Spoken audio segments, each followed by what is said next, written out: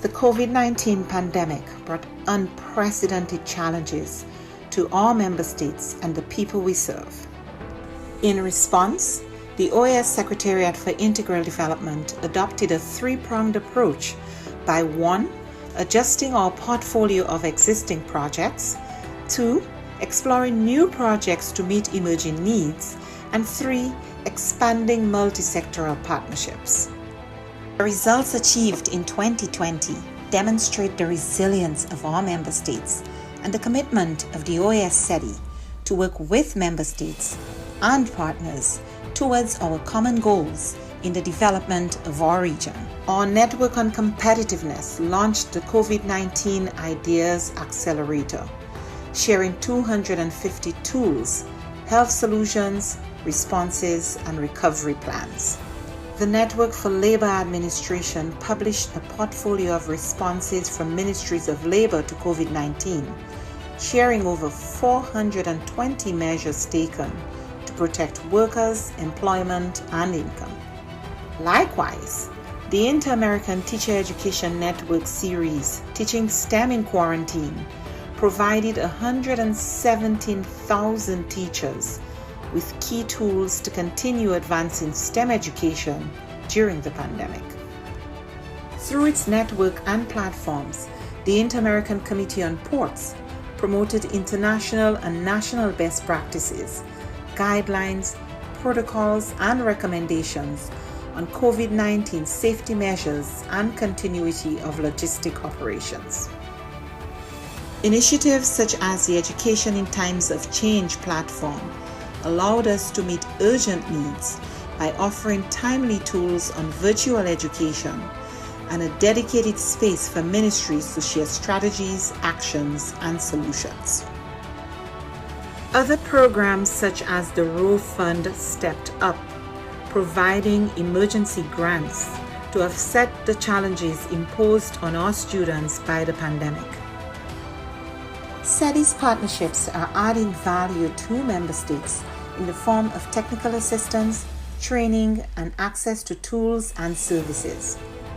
In partnership with leading private sector institutions, we offered micro, small, and medium enterprises access to online tools and training, increasing their visibility and participation in e-commerce, a key to their survival and growth in the pandemic and post-pandemic era.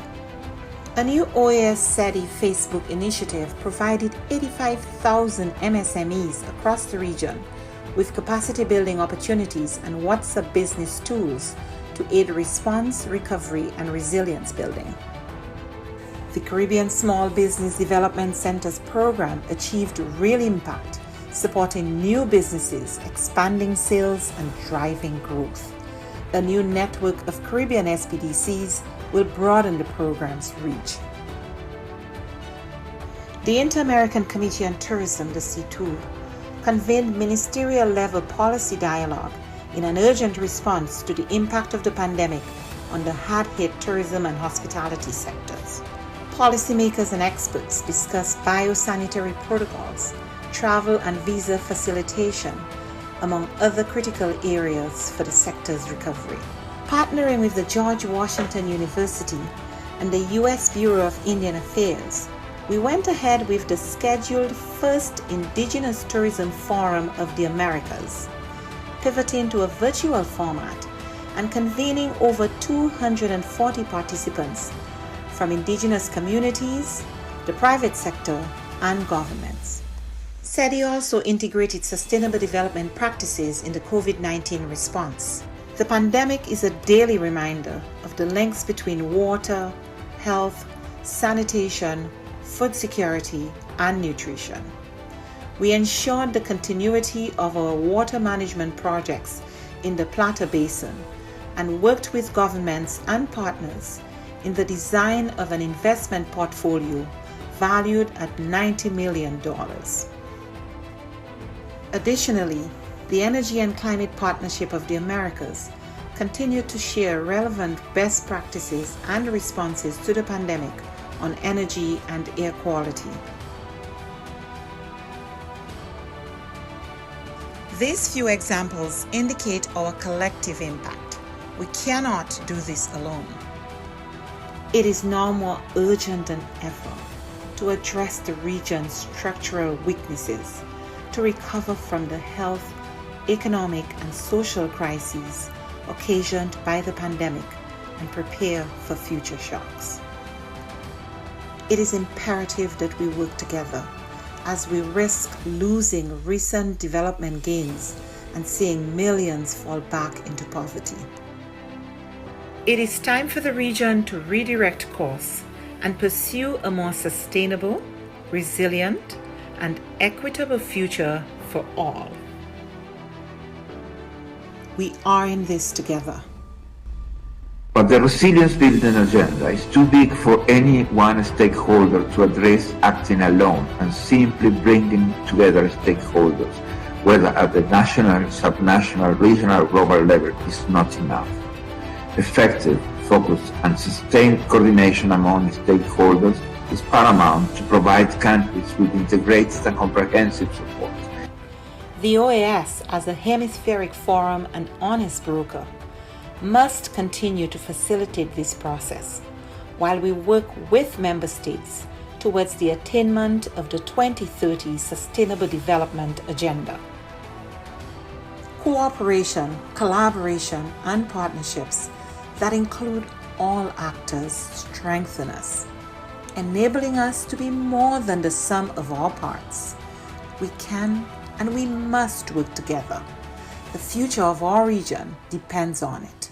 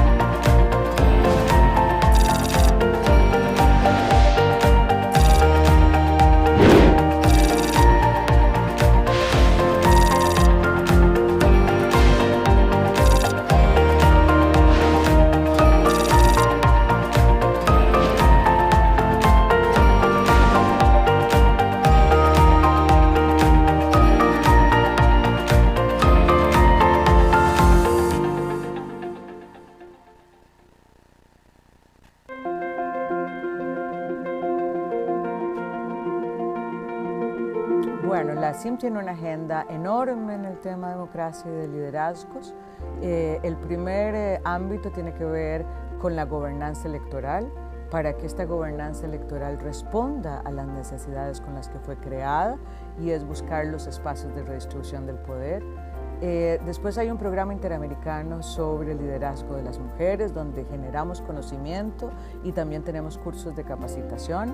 Hay un poderoso curso que ha llegado a más de 1000 mujeres con más de 15 ediciones, que es para candidatas electorales, en las cuales conversamos con ellas, pero también nos ponemos en una agenda de solidaridad y articulación y alianzas entre las mujeres, a pesar de las múltiples diferencias ideológicas o de partidos políticos. También hablamos de los temas de violencia política, porque no es lo mismo llegar que quedarse, y la violencia política es una forma de ejercicio de disciplinar a las mujeres para que vuelvan al mundo de lo privado y enfrentar la violencia, hacer buenas investigaciones, buenas leyes que permitan sancionar la violencia política. Es parte de las aspiraciones de la CIM en este programa de liderazgo de las mujeres.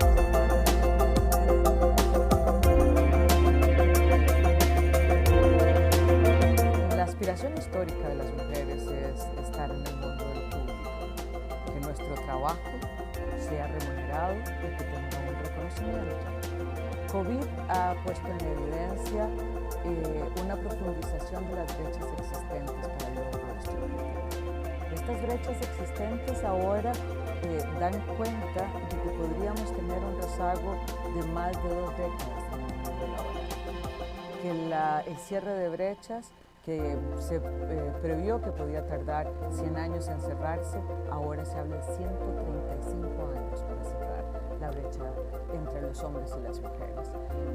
Entonces, nuestro objetivo es que miren el derecho de las mujeres al empoderamiento económico, que el statement "quédate en casa", que es un viejo conocido del patriarcado, no sea que nos quedemos en casa siempre, y que entendamos que la inserción de la mitad de la población, de este talento humano que tiene una serie de ventajas competitivas, es necesario para el crecimiento económico.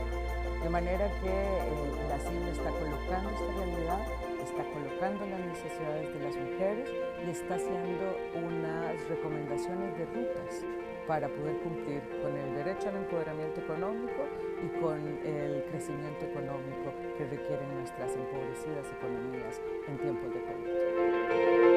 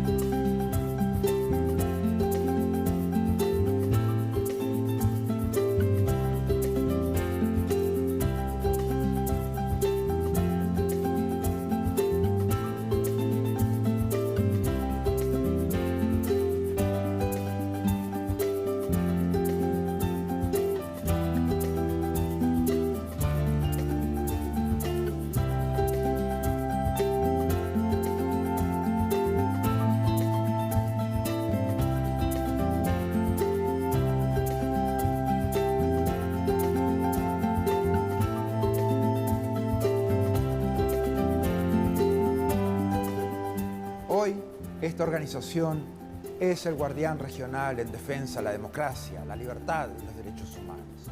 Los países se han comprometido con estos valores a través de instrumentos legales como la Carta Democrática Interamericana, la Convención Americana de Derechos Humanos y todas las demás convenciones interamericanas. Nuestro trabajo es mantener los más altos estándares. Debemos ser objetivos, analizar los hechos, denunciar cuando veamos corrupción, inequidad o amenazas a la libertad. En esos casos no podemos ser neutrales.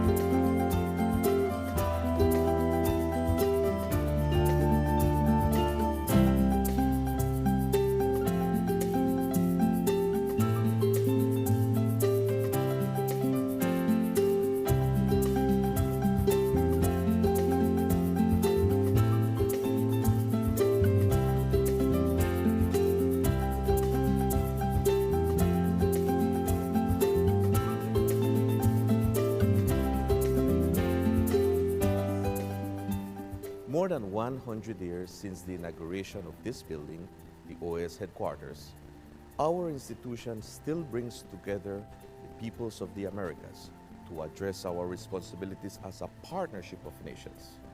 As we look to the future, our work must also focus on the construction of a positive agenda that continues to favorably impact millions of lives every day.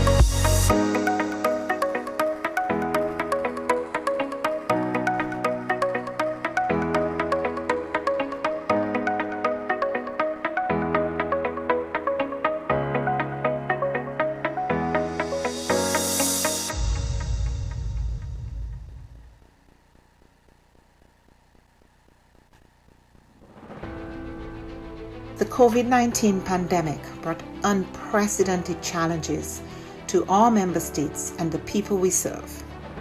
In response, the OAS Secretariat for Integral Development adopted a three-pronged approach by 1. Adjusting our portfolio of existing projects, 2. Exploring new projects to meet emerging needs, and 3. Expanding multi-sectoral partnerships. The results achieved in 2020 demonstrate the resilience of our member states and the commitment of the OAS SETI to work with member states and partners towards our common goals in the development of our region. Our Network on Competitiveness launched the COVID-19 Ideas Accelerator, sharing 250 tools, health solutions, responses, and recovery plans. The Network for Labor Administration published a portfolio of responses from ministries of labor to COVID-19, sharing over 420 measures taken to protect workers, employment, and income. Likewise, The Inter-American Teacher Education Network series, Teaching STEM in Quarantine, provided 117,000 teachers with key tools to continue advancing STEM education during the pandemic. Through its network and platforms, the Inter-American Committee on Ports promoted international and national best practices, guidelines, protocols, and recommendations on COVID-19 safety measures and continuity of logistic operations. Initiatives such as the Education in Times of Change platform allowed us to meet urgent needs by offering timely tools on virtual education and a dedicated space for ministries to share strategies, actions, and solutions. Other programs such as the Row Fund stepped up, providing emergency grants to offset the challenges imposed on our students by the pandemic. SETI's partnerships are adding value to member states in the form of technical assistance, training, and access to tools and services. In partnership with leading private sector institutions, we offered micro, small, and medium enterprises access to online tools and training, increasing their visibility and participation in e-commerce, a key to their survival and growth in the pandemic and post-pandemic era. A new OAS SETI Facebook initiative provided 85,000 MSMEs across the region with capacity building opportunities and WhatsApp business tools to aid response, recovery, and resilience building. The Caribbean Small Business Development Centers program achieved real impact, supporting new businesses, expanding sales, and driving growth. A new network of Caribbean SPDCs will broaden the program's reach. The Inter-American Committee on Tourism, the CTOUR, convened ministerial-level policy dialogue in an urgent response to the impact of the pandemic on the hard-hit tourism and hospitality sectors. Policymakers and experts discussed biosanitary protocols, travel and visa facilitation, among other critical areas for the sector's recovery. Partnering with the George Washington University and the U.S. Bureau of Indian Affairs, we went ahead with the scheduled first Indigenous Tourism Forum of the Americas, pivoting to a virtual format and convening over 240 participants from indigenous communities, the private sector, and governments. SETI also integrated sustainable development practices in the COVID-19 response. The pandemic is a daily reminder of the links between water, health, sanitation, food security, and nutrition.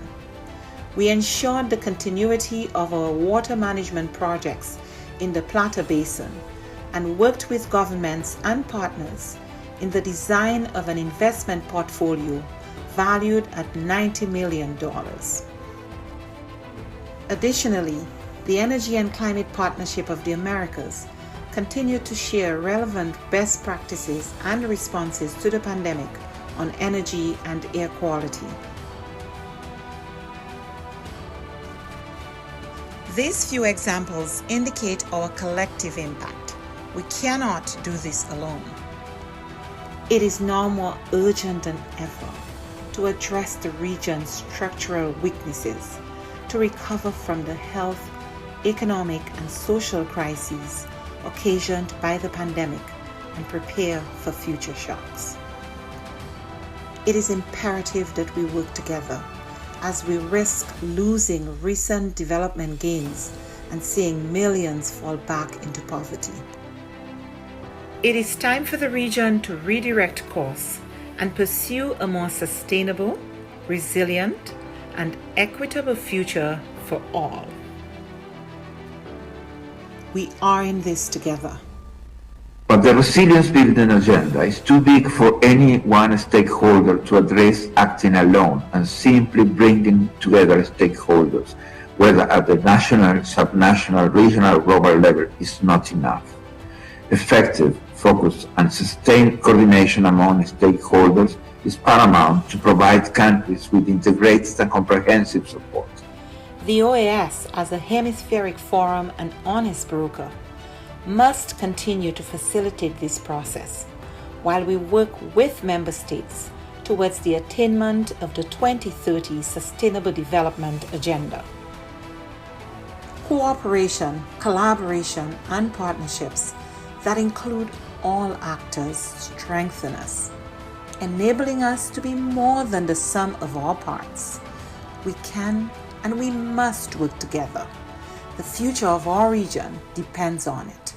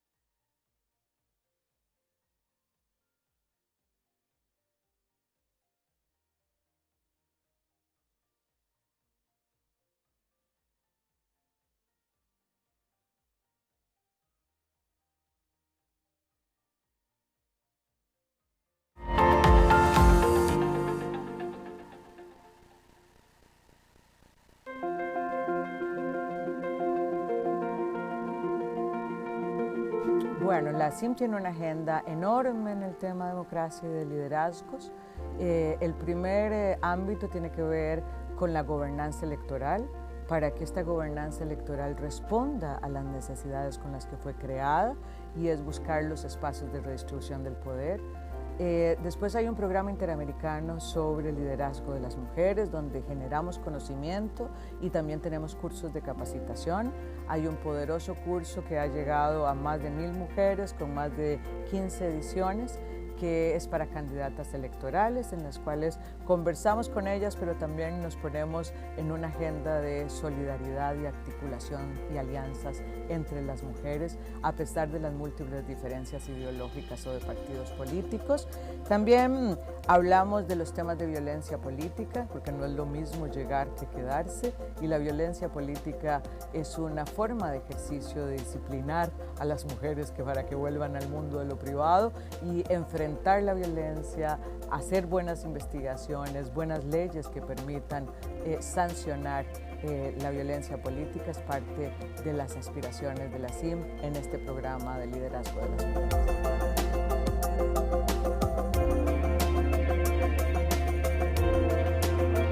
La aspiración histórica de las mujeres es estar en el mundo de lo público, que nuestro trabajo sea remunerado y que tenga un reconocimiento. COVID ha puesto en evidencia una profundización de las brechas existentes para el logro de este objetivo. Estas brechas existentes ahora dan cuenta de que podríamos tener un rezago de más de 2 décadas en el mundo laboral, que el cierre de brechas que se previó que podía tardar 100 años en cerrarse, ahora se habla de 135 años para cerrar la brecha entre los hombres y las mujeres. Entonces, nuestro objetivo es que miren el derecho de las mujeres al empoderamiento económico, que el statement "quédate en casa", que es un viejo conocido del patriarcado, no sea que nos quedemos en casa siempre, y que entendamos que la inserción de la mitad de la población, de este talento humano que tiene una serie de ventajas competitivas, es necesario para el crecimiento económico.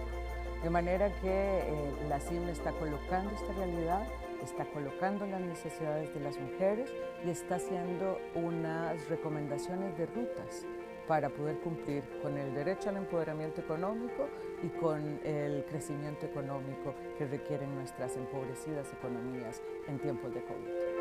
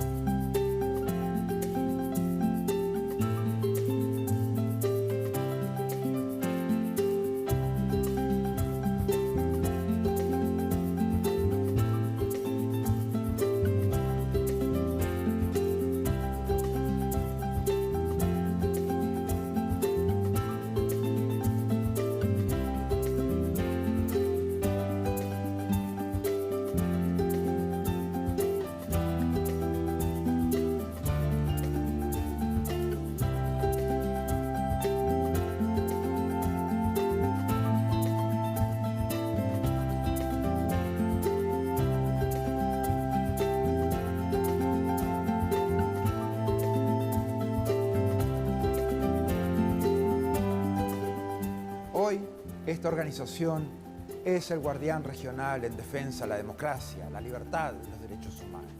Los países se han comprometido con estos valores a través de instrumentos legales como la Carta Democrática Interamericana, la Convención Americana de Derechos Humanos y todas las demás convenciones interamericanas. Nuestro trabajo es mantener los más altos estándares. Debemos ser objetivos, analizar los hechos, denunciar cuando veamos corrupción, inequidad o amenazas a la libertad. En esos casos, no podemos ser neutrales.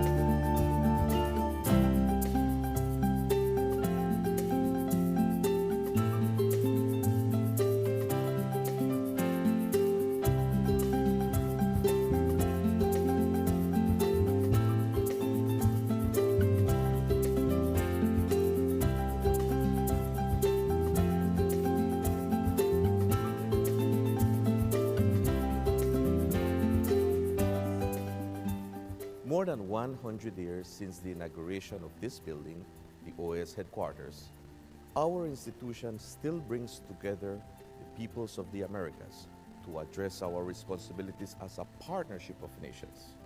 As we look to the future, our work must also focus on the construction of a positive agenda that continues to favorably impact millions of lives every day.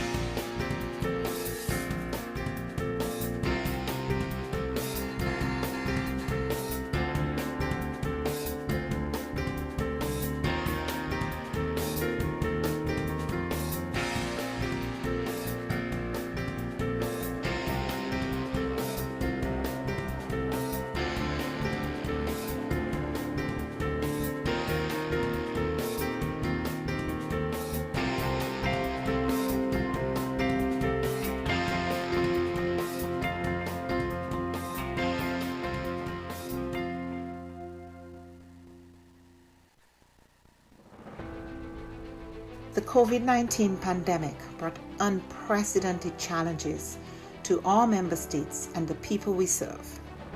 In response, the OAS Secretariat for Integral Development adopted a three-pronged approach by 1. Adjusting our portfolio of existing projects, 2. Exploring new projects to meet emerging needs, and 3. Expanding multi-sectoral partnerships. The results achieved in 2020 demonstrate the resilience of our member states and the commitment of the OAS SETI to work with member states and partners towards our common goals in the development of our region. Our Network on Competitiveness launched the COVID-19 Ideas Accelerator, sharing 250 tools, health solutions, responses, and recovery plans. The Network for Labor Administration published a portfolio of responses from ministries of labor to COVID-19, sharing over 420 measures taken to protect workers, employment, and income. Likewise, the Inter-American Teacher Education Network series, Teaching STEM in Quarantine, provided 117,000 teachers with key tools to continue advancing STEM education during the pandemic. Through its network and platforms, the Inter-American Committee on Ports promoted international and national best practices, guidelines, protocols, and recommendations on COVID-19 safety measures and continuity of logistic operations. Initiatives such as the Education in Times of Change platform allowed us to meet urgent needs by offering timely tools on virtual education and a dedicated space for ministries to share strategies, actions, and solutions. Other programs such as the Row Fund stepped up, providing emergency grants to offset the challenges imposed on our students by the pandemic. SETI's partnerships are adding value to member states in the form of technical assistance, training, and access to tools and services. In partnership with leading private sector institutions, we offered micro, small, and medium enterprises access to online tools and training, increasing their visibility and participation in e-commerce, a key to their survival and growth in the pandemic and post-pandemic era. A new OAS SETI Facebook initiative provided 85,000 MSMEs across the region with capacity building opportunities and WhatsApp business tools to aid response, recovery, and resilience building. The Caribbean Small Business Development Center's program achieved real impact, supporting new businesses, expanding sales, and driving growth. A new network of Caribbean SPDCs will broaden the program's reach. The Inter-American Committee on Tourism, the CTOUR, convened ministerial-level policy dialogue in an urgent response to the impact of the pandemic on the hard-hit tourism and hospitality sectors. Policymakers and experts discussed biosanitary protocols, travel and visa facilitation, among other critical areas for the sector's recovery. Partnering with the George Washington University and the U.S. Bureau of Indian Affairs, we went ahead with the scheduled first Indigenous Tourism Forum of the Americas, pivoting to a virtual format and convening over 240 participants from indigenous communities, the private sector, and governments. SETI also integrated sustainable development practices in the COVID-19 response. The pandemic is a daily reminder of the links between water, health, sanitation, food security, and nutrition. We ensured the continuity of our water management projects in the Plata Basin and worked with governments and partners in the design of an investment portfolio valued at $90 million. Additionally, the Energy and Climate Partnership of the Americas continued to share relevant best practices and responses to the pandemic on energy and air quality. These few examples indicate our collective impact. We cannot do this alone. It is now more urgent than ever to address the region's structural weaknesses, to recover from the health, economic, and social crises occasioned by the pandemic and prepare for future shocks. It is imperative that we work together as we risk losing recent development gains and seeing millions fall back into poverty. It is time for the region to redirect course and pursue a more sustainable, resilient, and equitable future for all. We are in this together. But the resilience building agenda is too big for any one stakeholder to address acting alone, and simply bringing together stakeholders, whether at the national, subnational, regional, or global level, is not enough. Effective, focused, and sustained coordination among stakeholders is paramount to provide countries with integrated and comprehensive support. The OAS, as a hemispheric forum and honest broker, must continue to facilitate this process while we work with member states towards the attainment of the 2030 Sustainable Development Agenda. Cooperation, collaboration, and partnerships that include all actors strengthen us, enabling us to be more than the sum of our parts. We can and we must work together. The future of our region depends on it.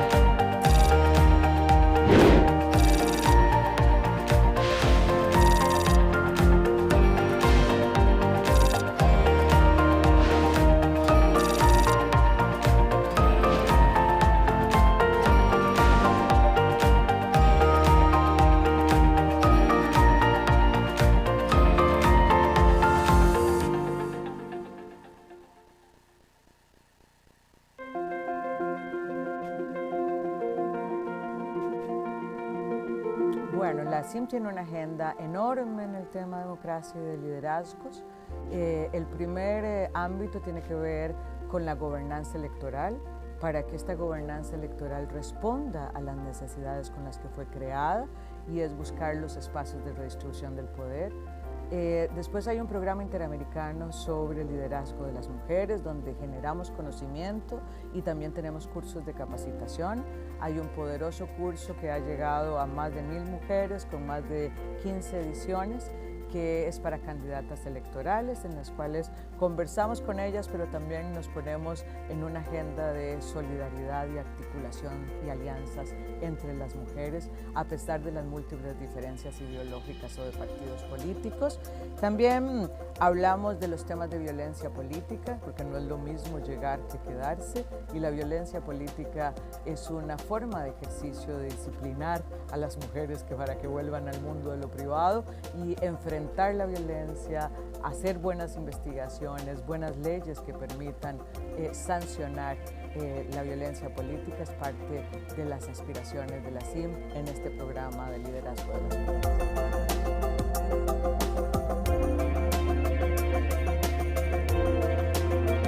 La aspiración histórica de las mujeres es estar en el mundo del público, que nuestro trabajo sea remunerado y que tenga un reconocimiento. COVID ha puesto en evidencia una profundización de las brechas existentes para el logro de este objetivo.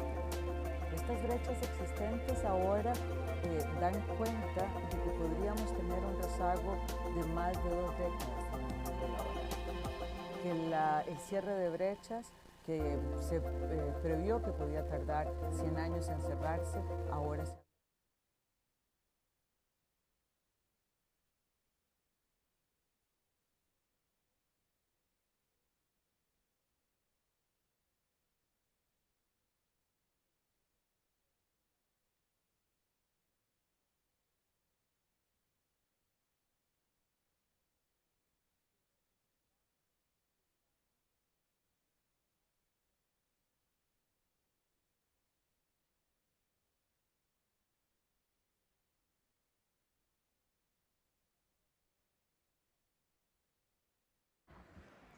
Buenos días.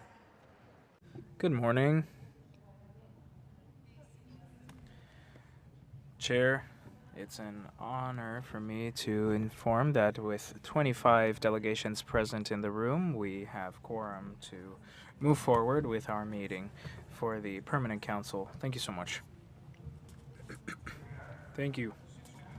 Representatives, permanent representatives, alternates from the OAS member states, representatives of the observer states, representatives of civil society organizations, special guests. Ladies and gentlemen, it's an honor to open this session, this special session for the Permanent Council, which is held to fulfill the mandate established by Resolution 1269 of this Council, with a view to receiving presentations of candidacies for the role of ASG within the OAS for the 2025-2030 timeframe, and this will be held during the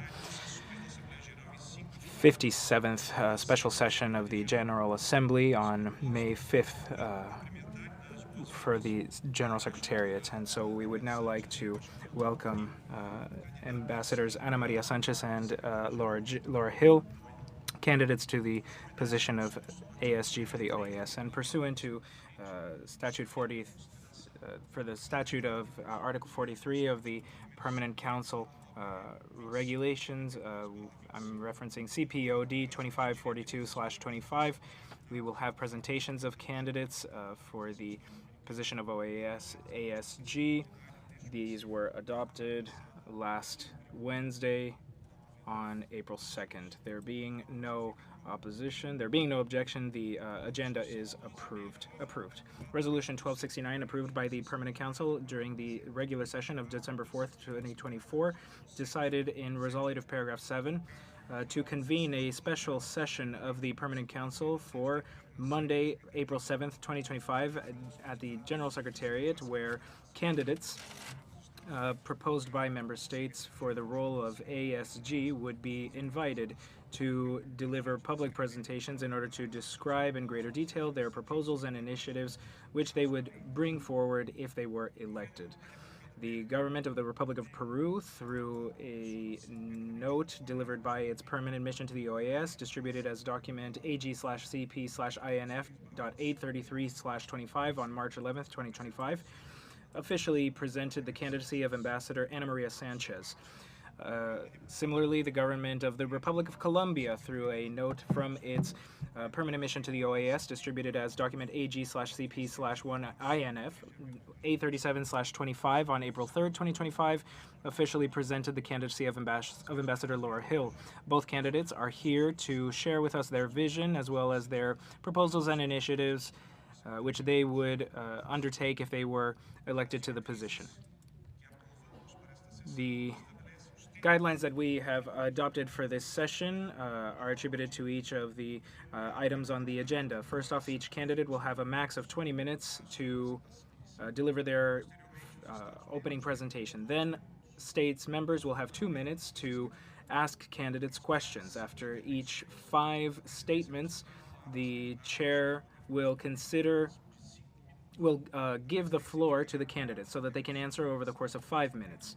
And we will ring a bell to indicate that the time limit has been reached. Once the questions and answers are over, the candidate will have 5 more minutes to deliver final comments. We will not make decisions during this special session of the Permanent Council. Please keep that in mind. And so I respectfully request the cooperation of all delegations in following all of the statutes and guidelines so that we can complete this session successfully. The next item, we need to discuss the order for listening to the presentations of the candidates.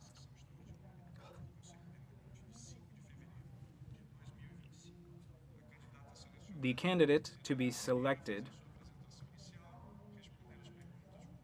will deliver their presentation first, take questions from member states, and present final observations.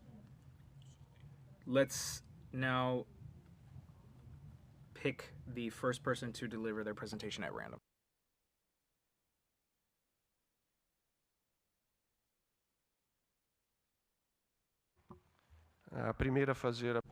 So the first person to deliver their presentation will be Ambassador Laura Hill.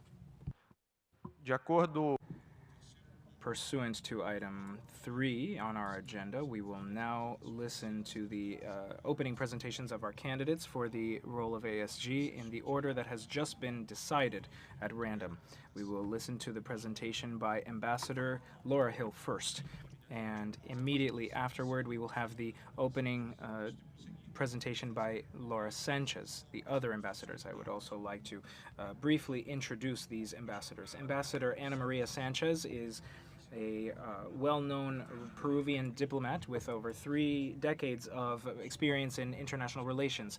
She has held multiple important roles in the Ministry of Foreign Affairs of Peru, among which she was Minister of Foreign Affairs between 2015 and 2016.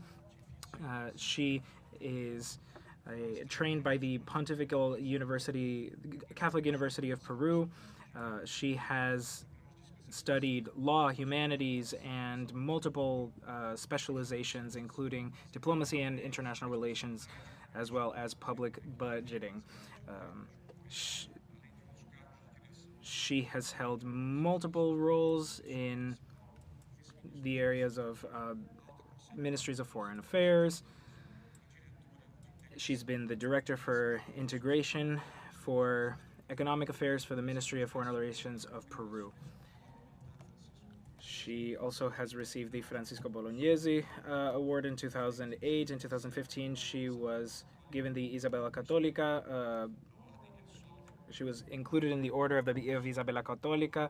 In 2015, she has distinguished honors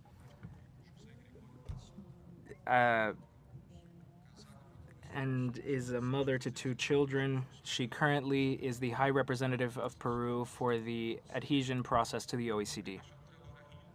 Ambassador Laura Hill is a Colombian diplomat. She has an education in political science and international relations. She studied at St. John's College and has a master's degree in law and diplomacy from the Fletcher School of Law and Diplomacy. She specializes in international relations. She was a National Endowment for Democracy Fellow in 2020 and a Draper Hills Fellow at Stanford University in 2015. Her experience includes being Vice Minister for Multilateral Affairs. She was part of the Second Commission for International Relations for the Congress of the Republic and the Unit for Conflict Victim Reparations. Currently, Ambassador Hill is an electoral observer for OAS missions and UN missions. And she has acted as observer for human rights in Haiti and was the director for the Unit of Analysis for the National Commission of Truth and Justice in Haiti. She has received multiple awards, like the Álvaro Gómez Hurtado Award in 2017 and the Simón Bolívar Award for Journalism in 2019. Currently, she's the ambassador for Colombia in Austria and the permanent representative to UN bodies at the UN. Thank you so much for being here with us on behalf of the Permanent Council. I am pleased to invite Ambassador Laura Hill to take the floor so that she might deliver her initial presentation, not to exceed 20 minutes.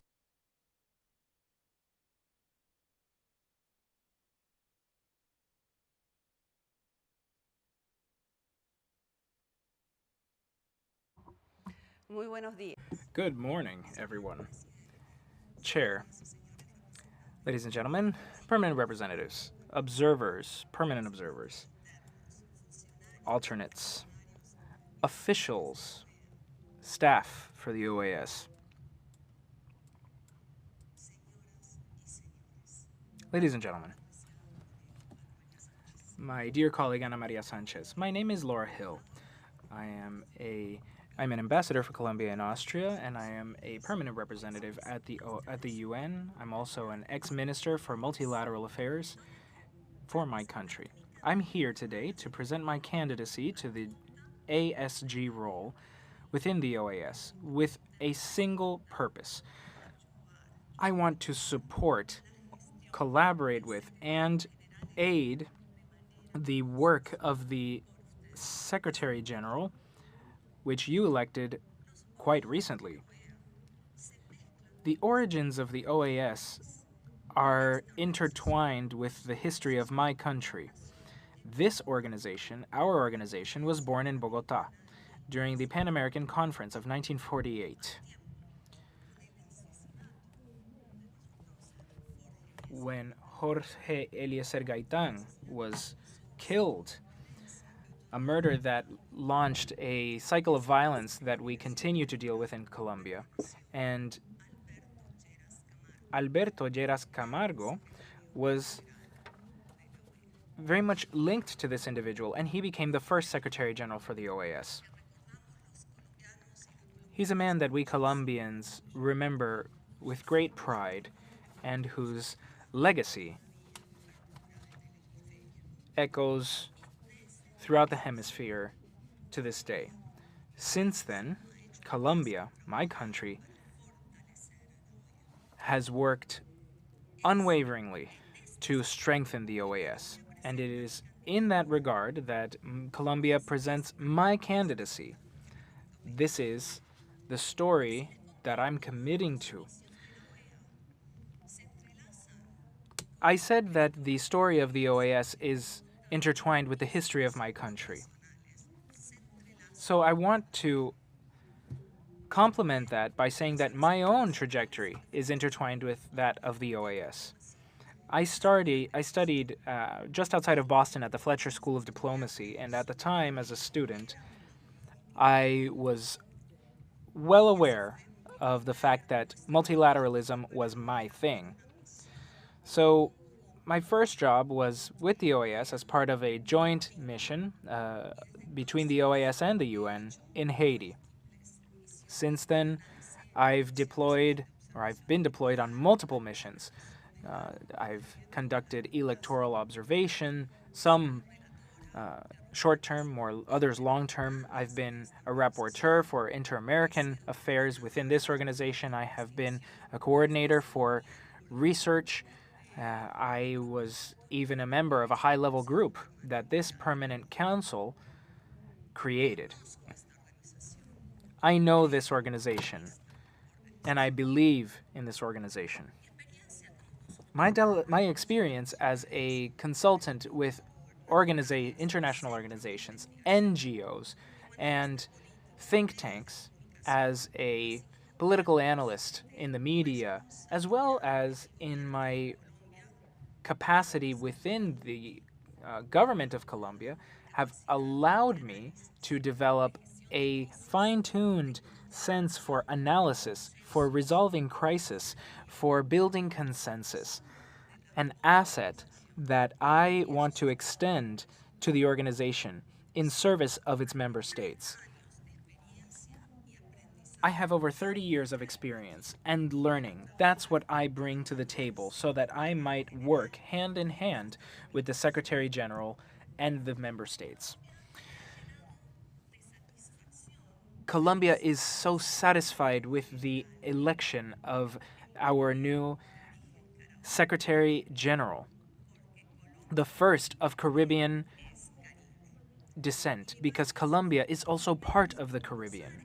My country was one of the first to sponsor that candidacy, not just in recognition of one of the subregions of the Americas that this organization must better acknowledge, but in support of the program proposals brought in that context.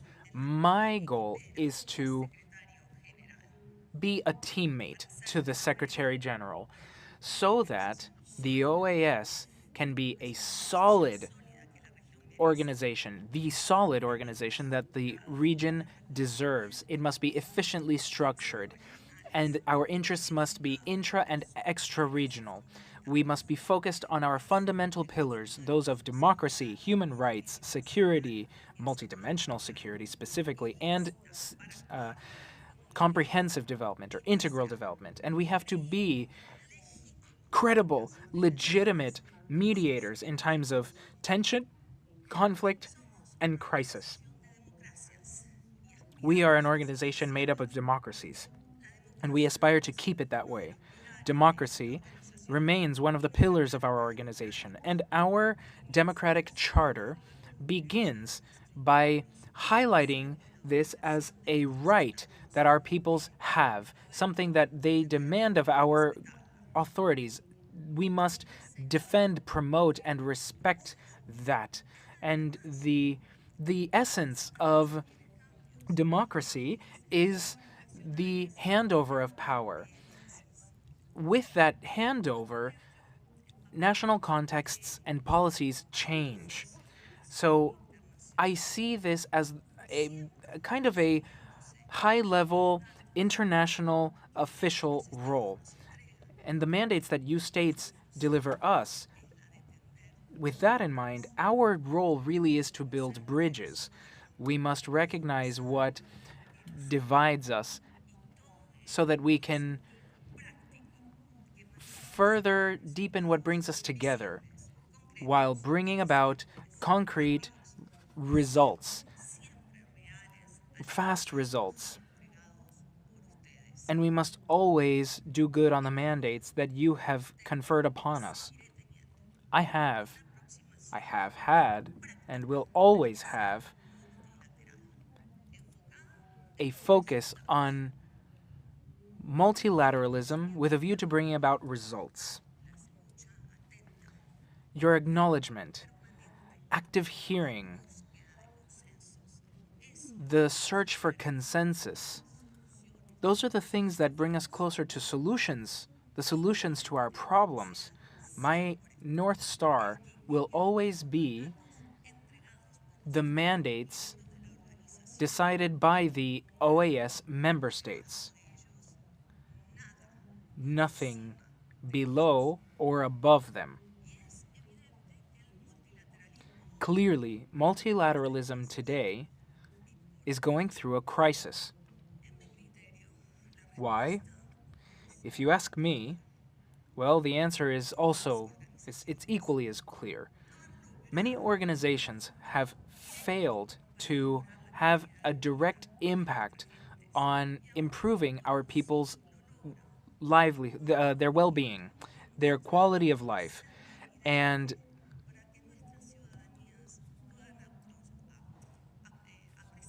when we do make progress, we don't communicate it such that our citizens realize the progress that's been made.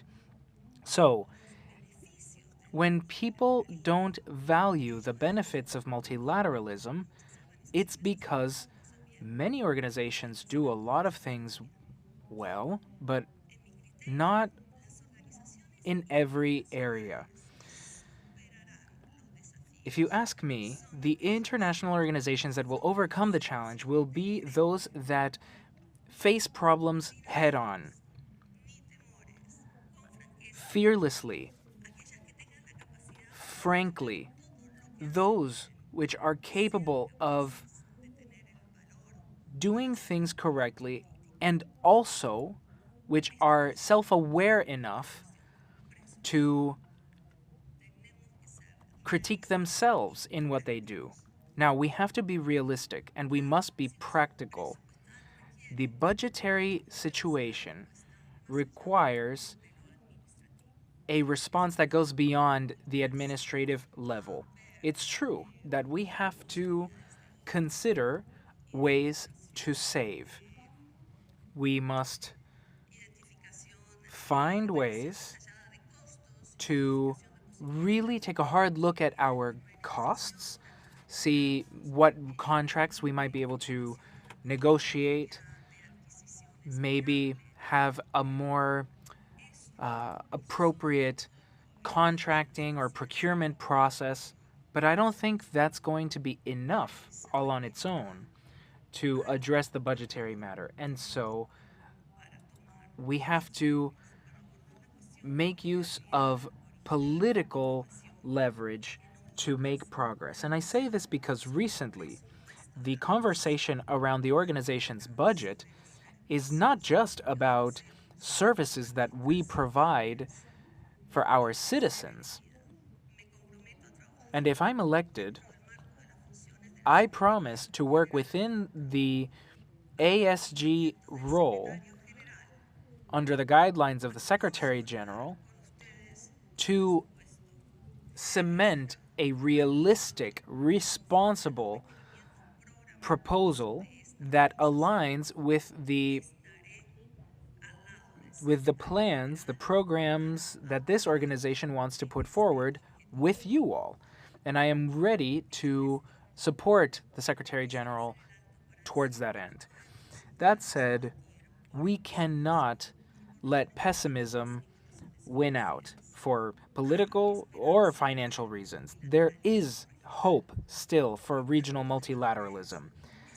And this permanent council has been very mature in showing precisely that.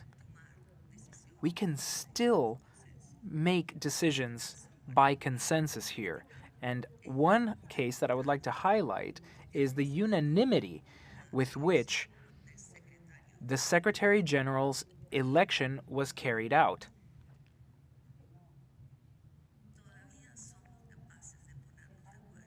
We can still agree. We must not lose sight of that. It's something we need to work to defend no matter what. That is the main goal of any multilateral organization, and the OAS has found paths to achieve that.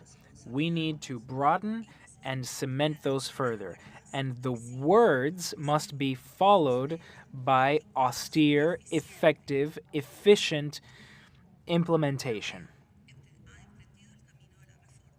The OAS is undertaking reform, and we must conclude that process.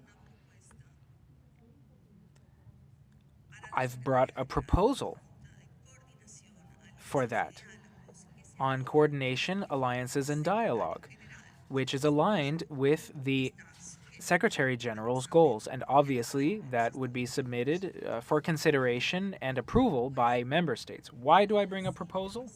Well, for the simple reason that in order for the Secretary General to carry out their political goals, that person must have a working organization behind them. And I want to ensure that that happens. And I want to share something with you that I think describes what I'm trying to get at.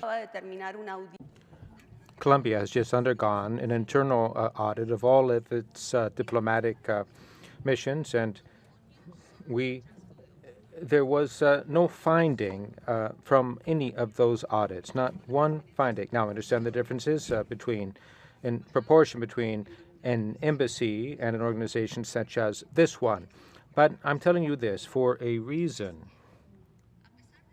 Despite the fact that as the ambassador, permanent representative of my country here, falls on my shoulders, I'm very clear that political matters, politics only flow if there's an organization behind it that backs up the leadership and the team and does so with fluidity. That's what I pledge to do. The strategies that I propose, I would like to outline quickly, has a number of proposals, elements. Coordination between the different areas of this organization. We need a organizational team-focused culture, the cross-cutting nature of interventions. The pillars have to speak to each other. They have to be mutually reinforcing.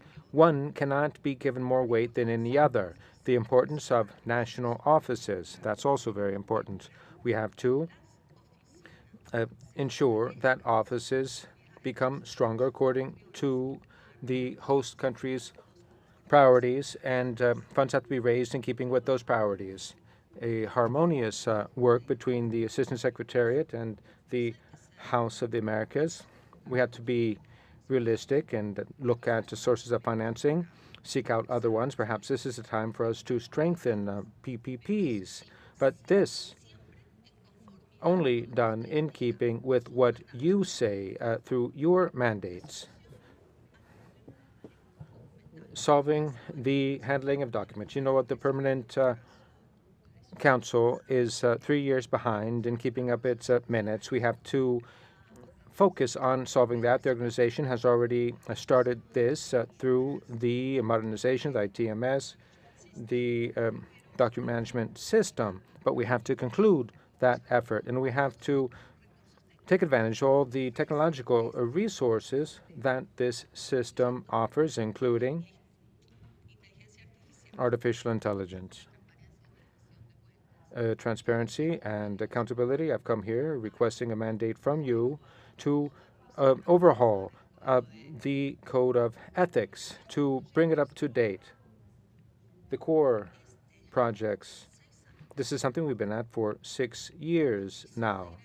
Much money has been spent, and it is not yet concluded. I would ask if the General Secretary agrees, and if the member states agree, if you would let me finish it and arrive at some results. We need an application that includes the ability to follow in real time the hiring and the financial statements of all of you. The executive leadership, I will work in coordination with it and the General Secretariat's different operations and functions. It's important to take on new topics according to the desires of member states. For example, the relationship with civil society, external relations, oversight of the management of the Museum of Art of the Americas and the Colon Library, which are hidden jewels of this organization. Now, the issue of Haiti. is a problem that I'm very much concerned about. I started my professional career there. My support my desires to support the national forces within Haiti to overcome the crises of governance and security. You can count on me for that, to help you tackle that regional crisis for Haiti to return to peace and development. When I think of Haiti, I'm reminded of the 2007 earthquake. I lost a lot of friends there. Affect us all, but not all of us equally. Fundam is a good start, but much more is required. It is a matter of survival for some of our membership.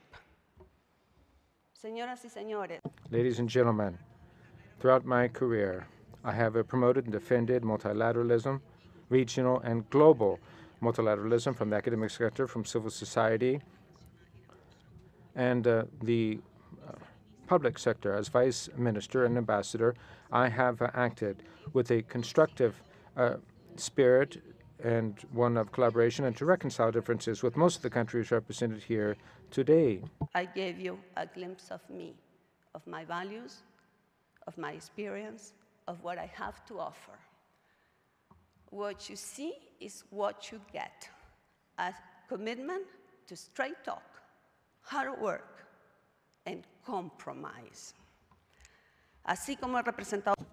As I've represented Colombia, as I conducted that's how I will also operate as ASG, and if I earn your trust, that's how I will behave with honesty, ethics, and dedication.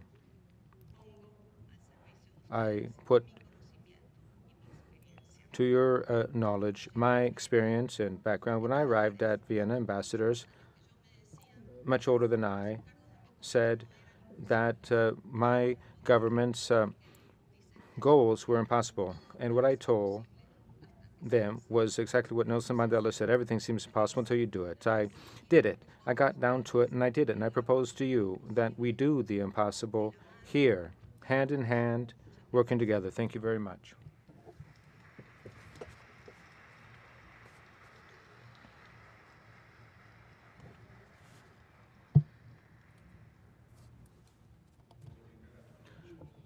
Thank you very much, Ambassador Laura Hill. We recognize the presence in this room of His Excellency Elmer Schaller, Minister of Foreign Relations of Peru. Mr. Minister, welcome. Now, it's my pleasure to invite Ambassador Ana Maria Sanchez to take the floor for her presentation for a maximum time of 20 minutes.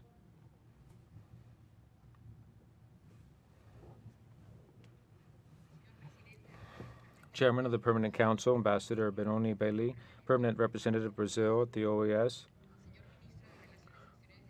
Foreign Relations Minister of Peru, Elmer Schiller Salcedo, Ambassador Laura Hill, permanent representatives and alternates, staff of the General Secretariat of the OAS, ladies and gentlemen.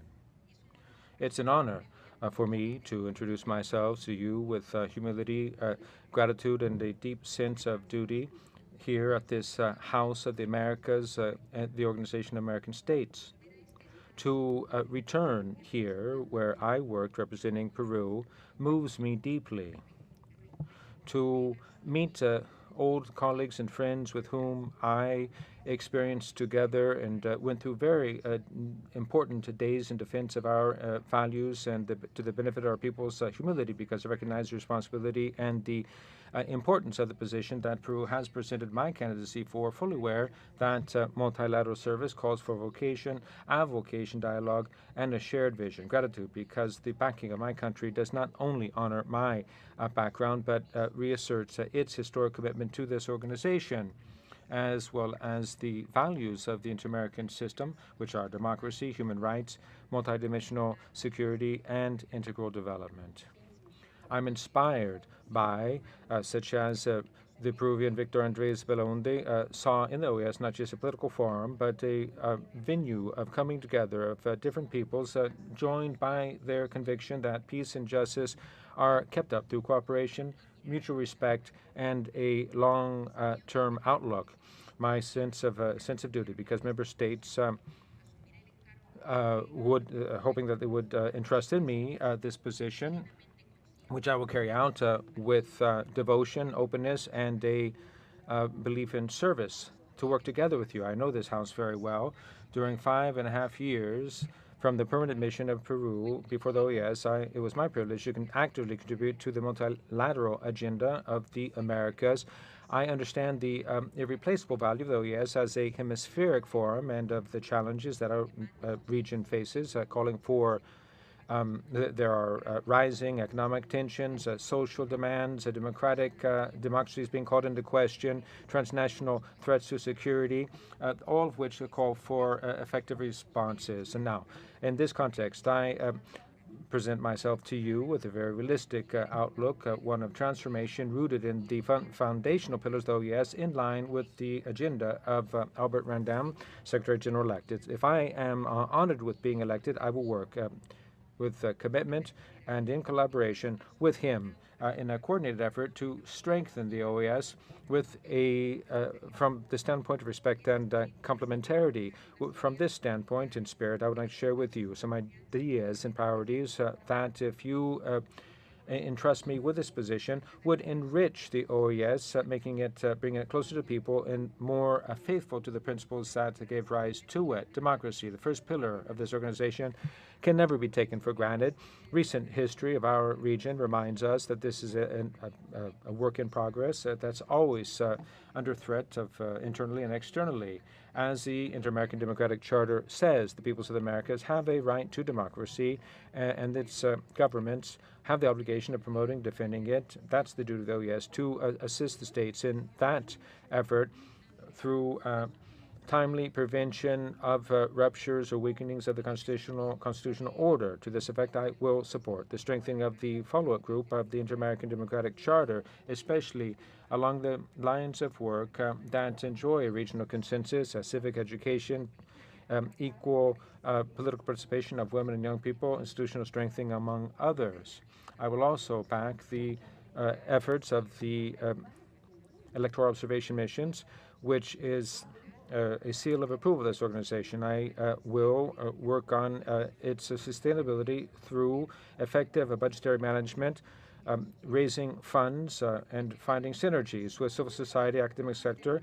This also calls for strengthening the role of the Permanent Council, its ability to respond, and its deliberative function. From the Assistant General Secretariat, I will carry out a rigorous technical management of its sessions to ensure that it be more participatory, efficient, and nimble. I will also support the strengthening of institutional mechanisms that facilitate citizen participation in the crafting of public policy from the local level to the hemispheric level, encouraging a culture of democratic burden sharing and accountability.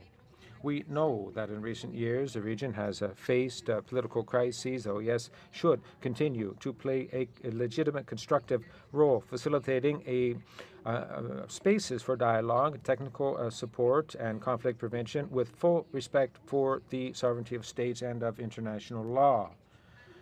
Human rights are the moral heart, the legal heart of the OAS. Our region has built an inter-American system that today is held up as an example for the world that calls for increased, greater demands are placed on it for greater access, resources, and effectiveness. And despite progress made to undertake the ongoing needs of ensuring respect for the most vulnerable, we will promote a frank and respectful dialogue among states as well as the different bodies of the system in the Inter-American Commission and Court, human rights system, all rooted in the good faith principle, fostering mutual understanding, cooperation, and a genuine commitment on parts to strengthen human rights protection, ensuring lasting and fair solutions regionally. I will also collaborate closely with the Secretary General to, in a more systematic way, bring together the different agendas of the different areas of the OAS with a human rights focus, with topics with special stress placed on gender equality, diversity, indigenous peoples, Afro-descendant populations, persons with disabilities, children, adolescents, young people, and older persons.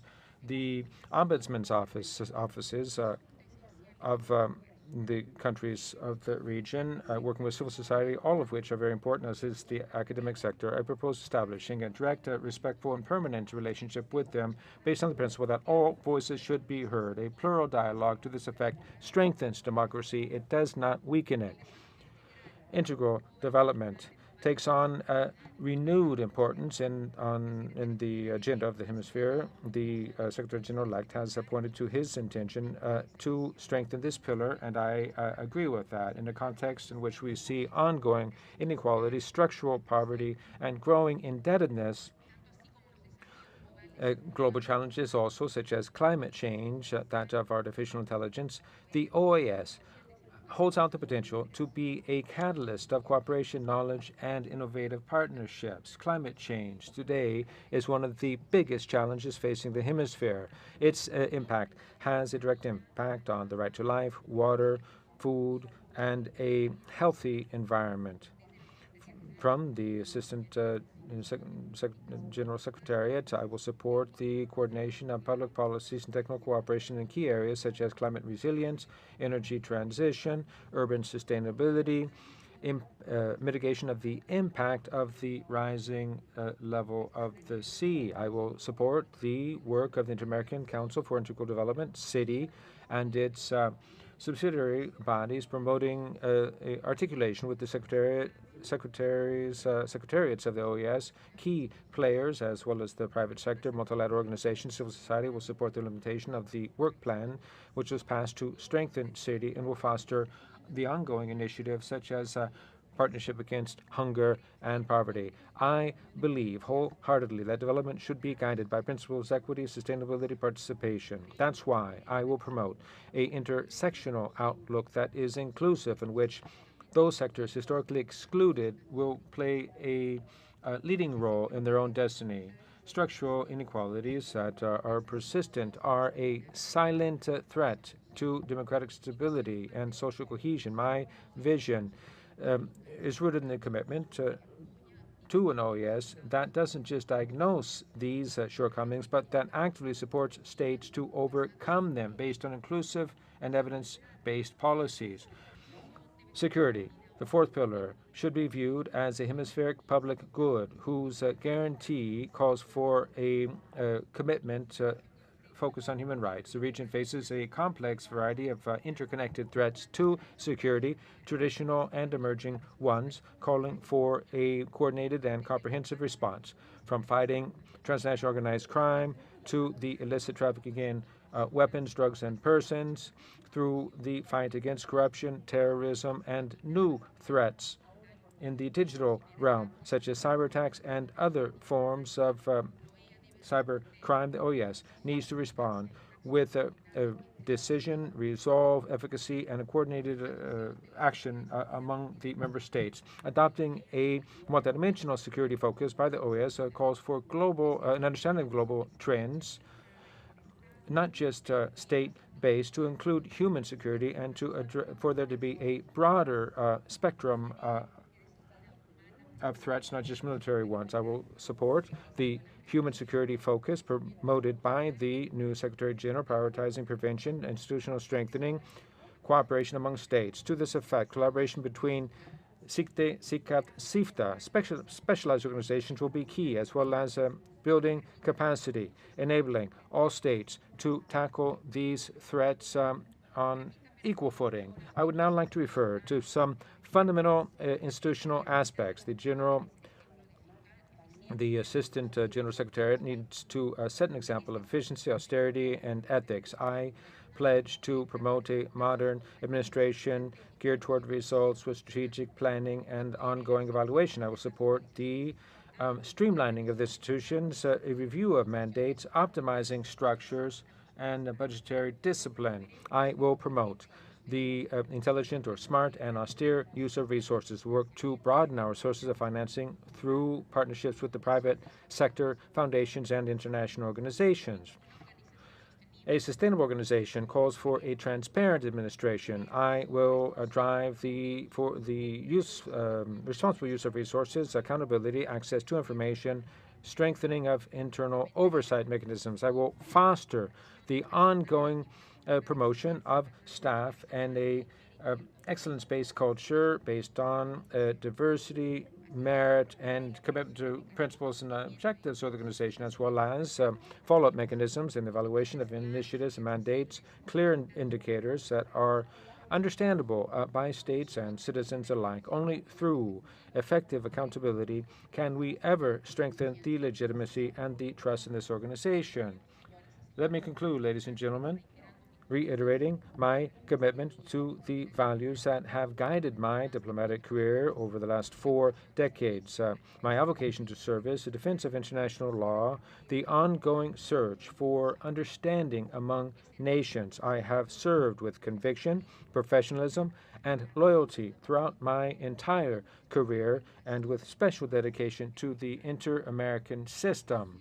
It's been my honor to be the first woman diplomat to hold the position of Foreign Relations Minister of Peru. I know what it means to open up new paths, to knock down barriers, and to build a consensus. I also know that leading is not just guiding, but knowing how to hear, build bridges, recognizing merit, because true leadership is forged in collaboration and mutual understanding in which each voice is heard, building a shared future for everyone, as everyone's effort is appreciated.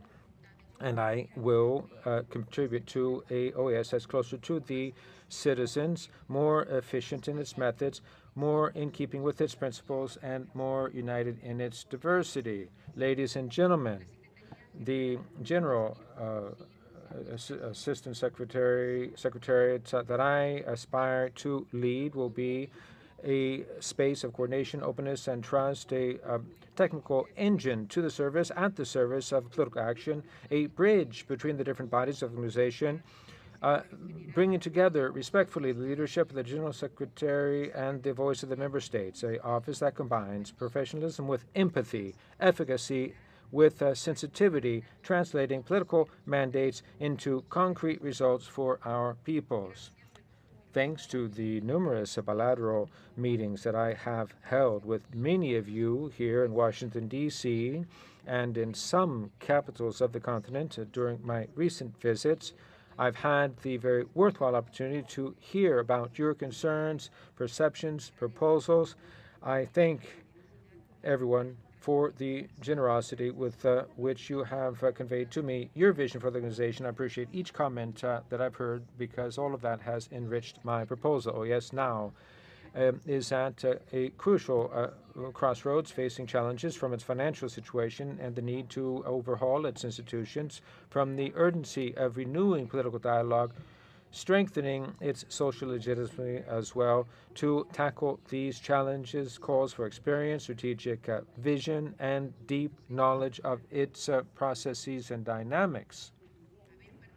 Having taken part actively in the activities of this organization through years, today I think this enables me to take a realistic, proactive, and holistic outlook that I will put to the service of all of you with the spirit of dialogue, multilateral avocation, and my willingness to serve. I reiterate my commitment to work side by side with member states, with the General Secretary, and with all of the actors of the inter-American system to ensure that the OAS be a more efficient organization that is closer to people, more germane, more relevant. OAS of everyone, for everyone. I thank you sincerely for your attention and your consideration for Peru's candidacy. I stand by to dialogue with the delegations here to answer your questions, to clear up doubts. I hope that you trusted me to start this new chapter in the history of this organization. Thank you.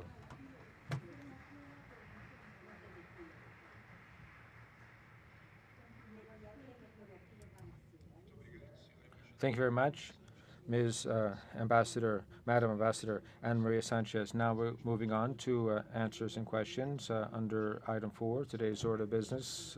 Member states will have a maximum of 2 minutes to ask questions. After each or 5 interventions, member states and candidates will have a 5-minute period to respond. The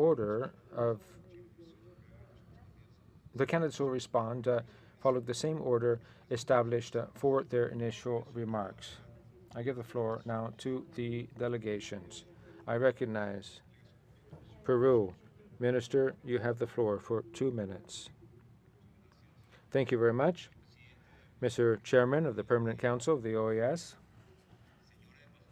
Ambassador Laura He, candidate to the Assistant Secretary General of the organization, Ambassador Ana Maria Sanchez, former Minister of Peru and current candidate to the Assistant General Secretariat of this organization, ambassadors, distinguished members of national organizations, as well as high-level authorities here. Peru has embraced the principles of the Organization of American States ever since from its inception, actively taking part in the development of its 4 programmatic pillars: preserving democracy, development, defense and security of the region, and the defense and promotion of human rights. As proof of this commitment, it's my honor to address you this morning on this occasion, in which is presented the candidacy of the former Foreign Minister of Peru, Ana Maria Sanchez, to take on the position of the Assistant Secretary General of the Organization of American States. The career and background of Ambassador Sanchez and her deep knowledge of the inter-American system make her the ideal person, the most suitable person to take on this responsibility. Leadership that is called by the Assistant Secretary General position is that of one who supports wholeheartedly the Secretary General, building bridges between member states, finding innovative solutions to challenges we face, and to strengthen the institutions of the OAS with transparency, efficacy, and a vision for the future. We are very grateful for the support and the consideration given to this candidate that she has deserved, and we believe that Ambassador Ana Maria Sanchez will be at the level or rise to the challenge. I give the floor to Bolivia. Thank you very much, Mr. Chairman.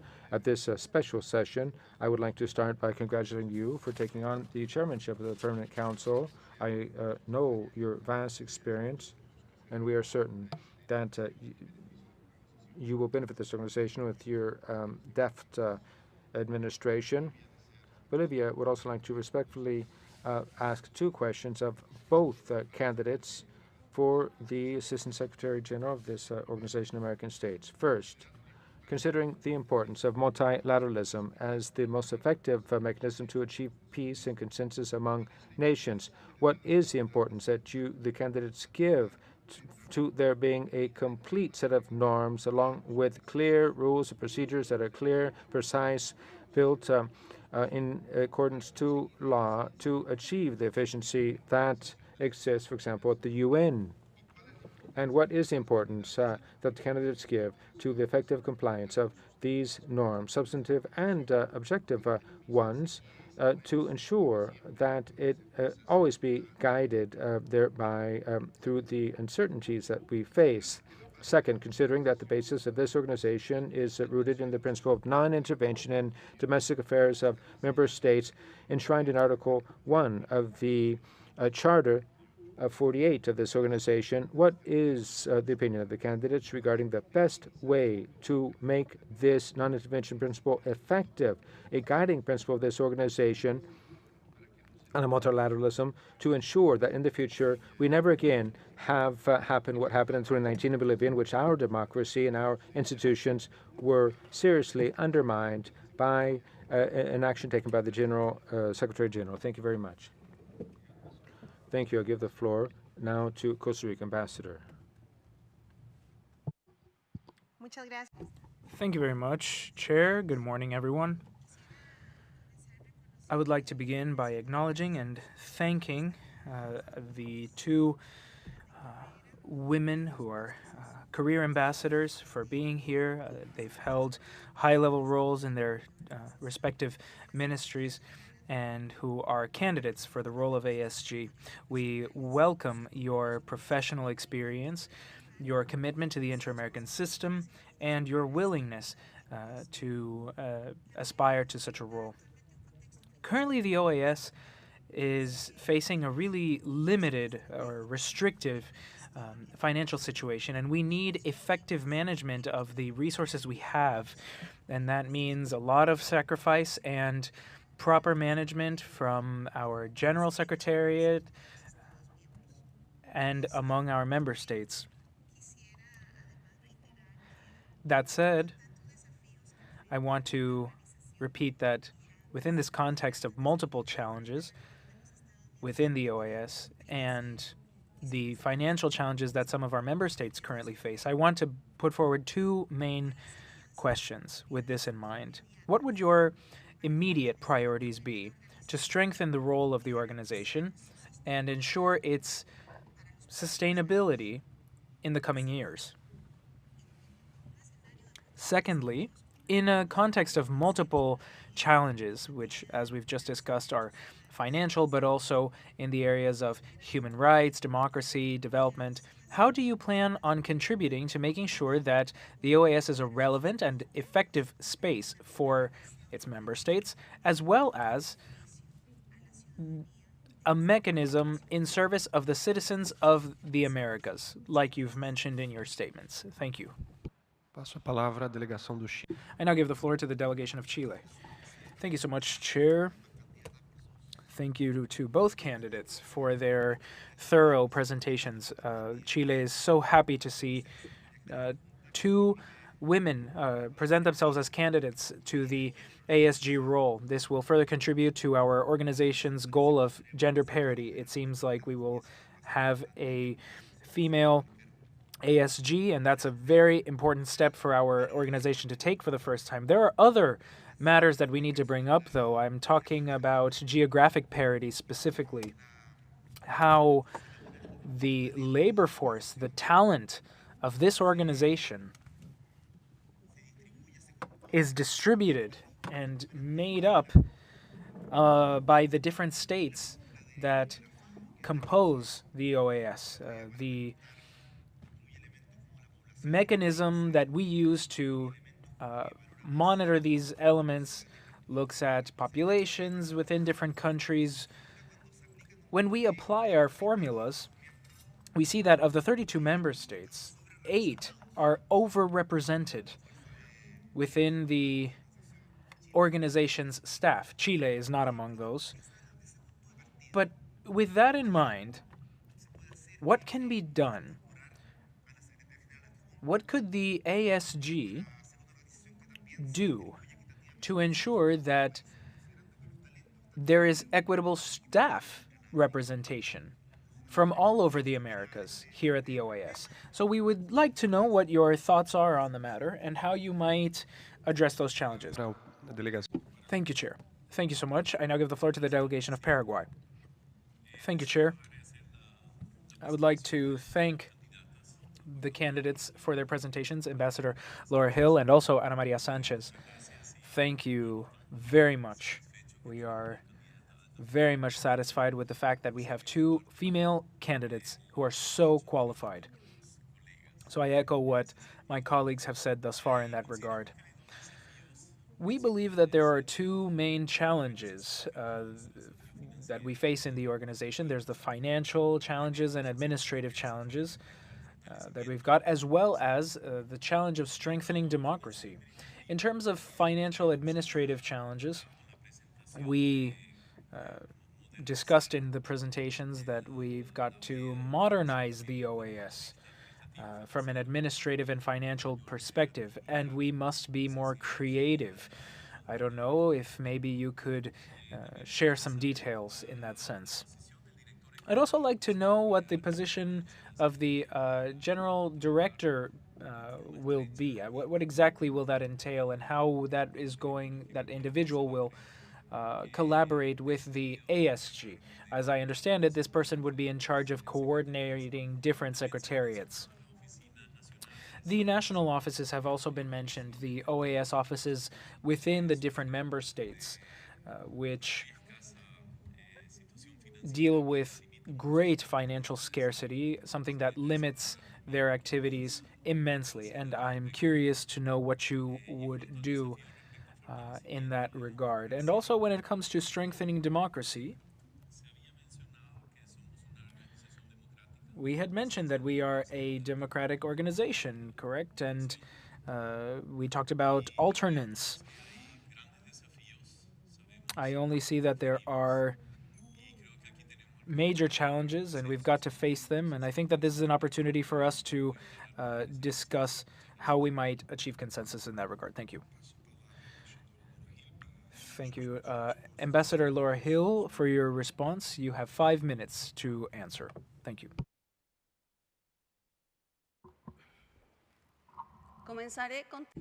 I'll begin by talking about geographic representation. It's what's closest to my heart, I think. Some months ago alone, I was in Vienna and for the UN, and geographic representation was a big part of the role that I held up until then. This principle of multilateral organizations really is a challenge for everyone. It's something we see here and elsewhere. Here, though, we've got pretty notorious situations. 13 of the 14 CARICOM countries are below the range that they are supposed to be in. That's a situation that has to be remedied. And when we talk about geographic representation, the challenges are ginormous, because it's not just a matter of getting more nationals from different places. It's about getting them from specific countries that fulfill the requirements needed for the roles. But it's not just any role either.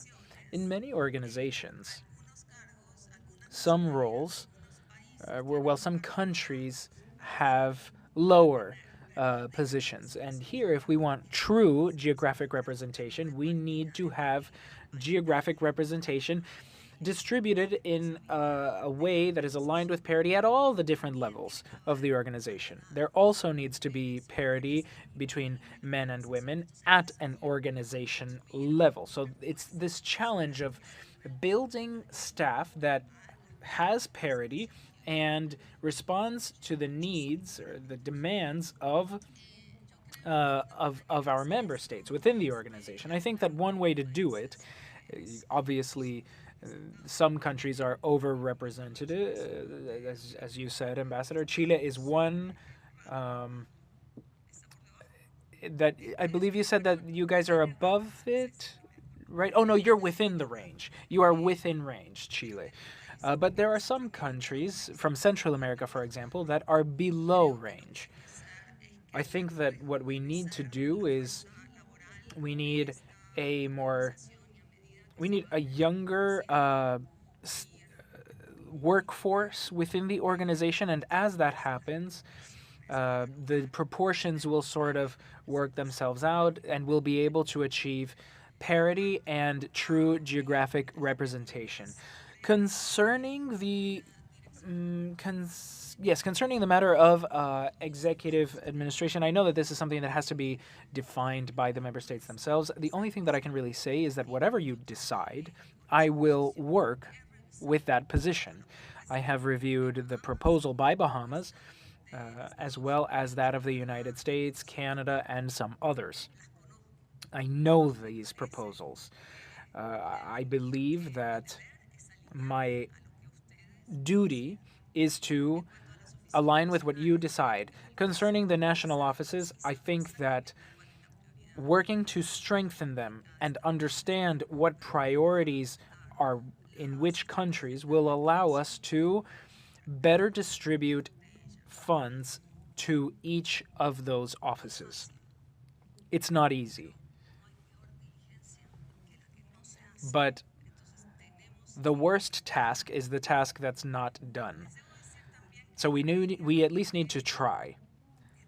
As far as the principle of non-interference goes,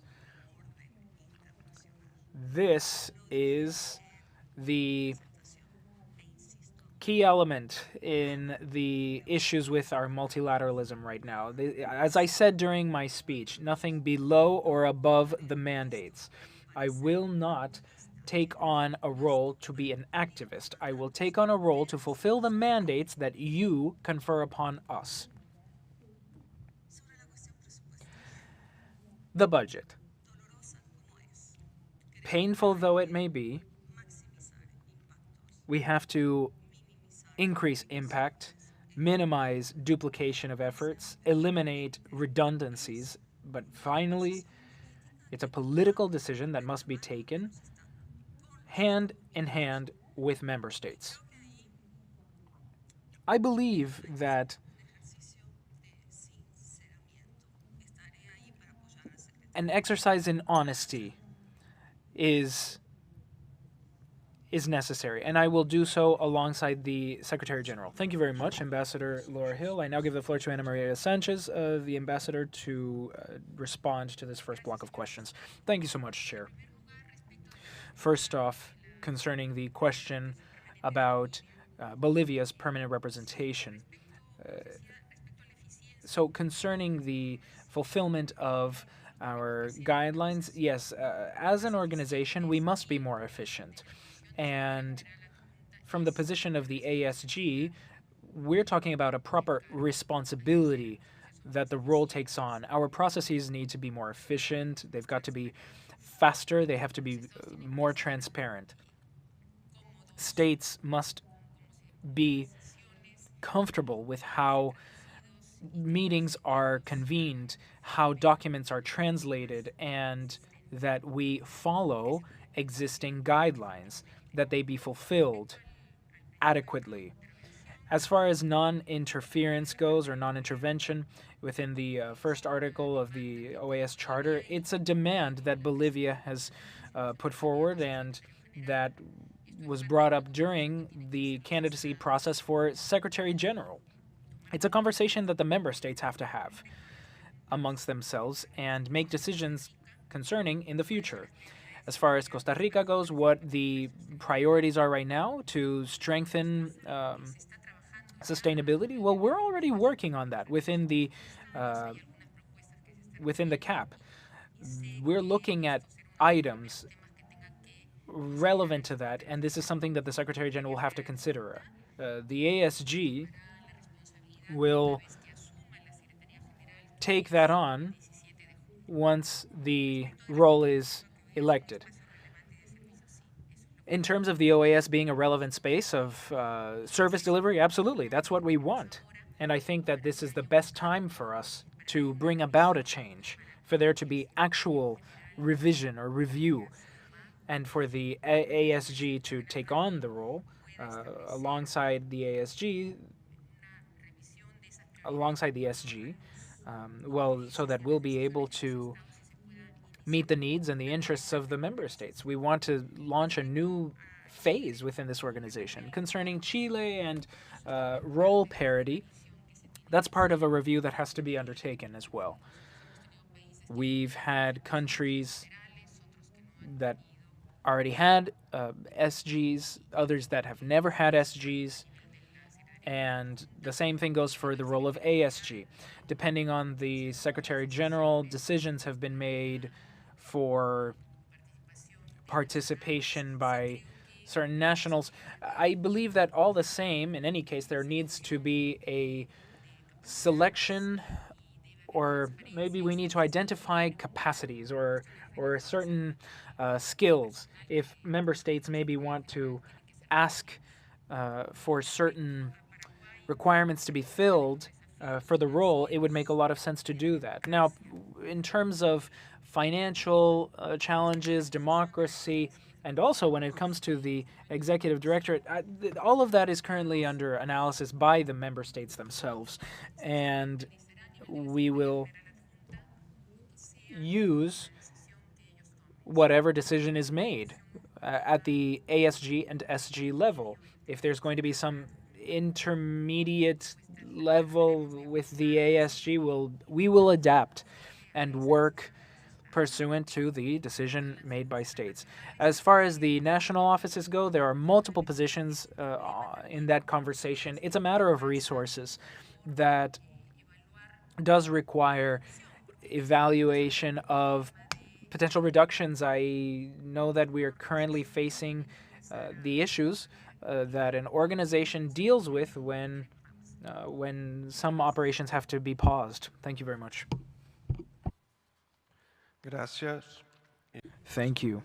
I now give the floor to well, we're going to start the second block of questions. I want to give the floor to the permanent representative ambassador for Mexico. Thank you so much, Chair. My delegation has followed with great interest the presentation of both candidates. They gave us multiple elements to really evaluate their proposals, especially those so closely linked to the responsibilities of an ASG that would conduct their role, the responsibilities of the role efficiently. Now, the questions from my delegation are quite clear. In terms of the importance of public opinion, what measures do you consider to be necessary in order for us to improve the OAS's institutional communications, especially when we address highly complex political matters? Thank you. Thank you. I now give the floor to the delegation of Panama. Thank you so much. Good morning.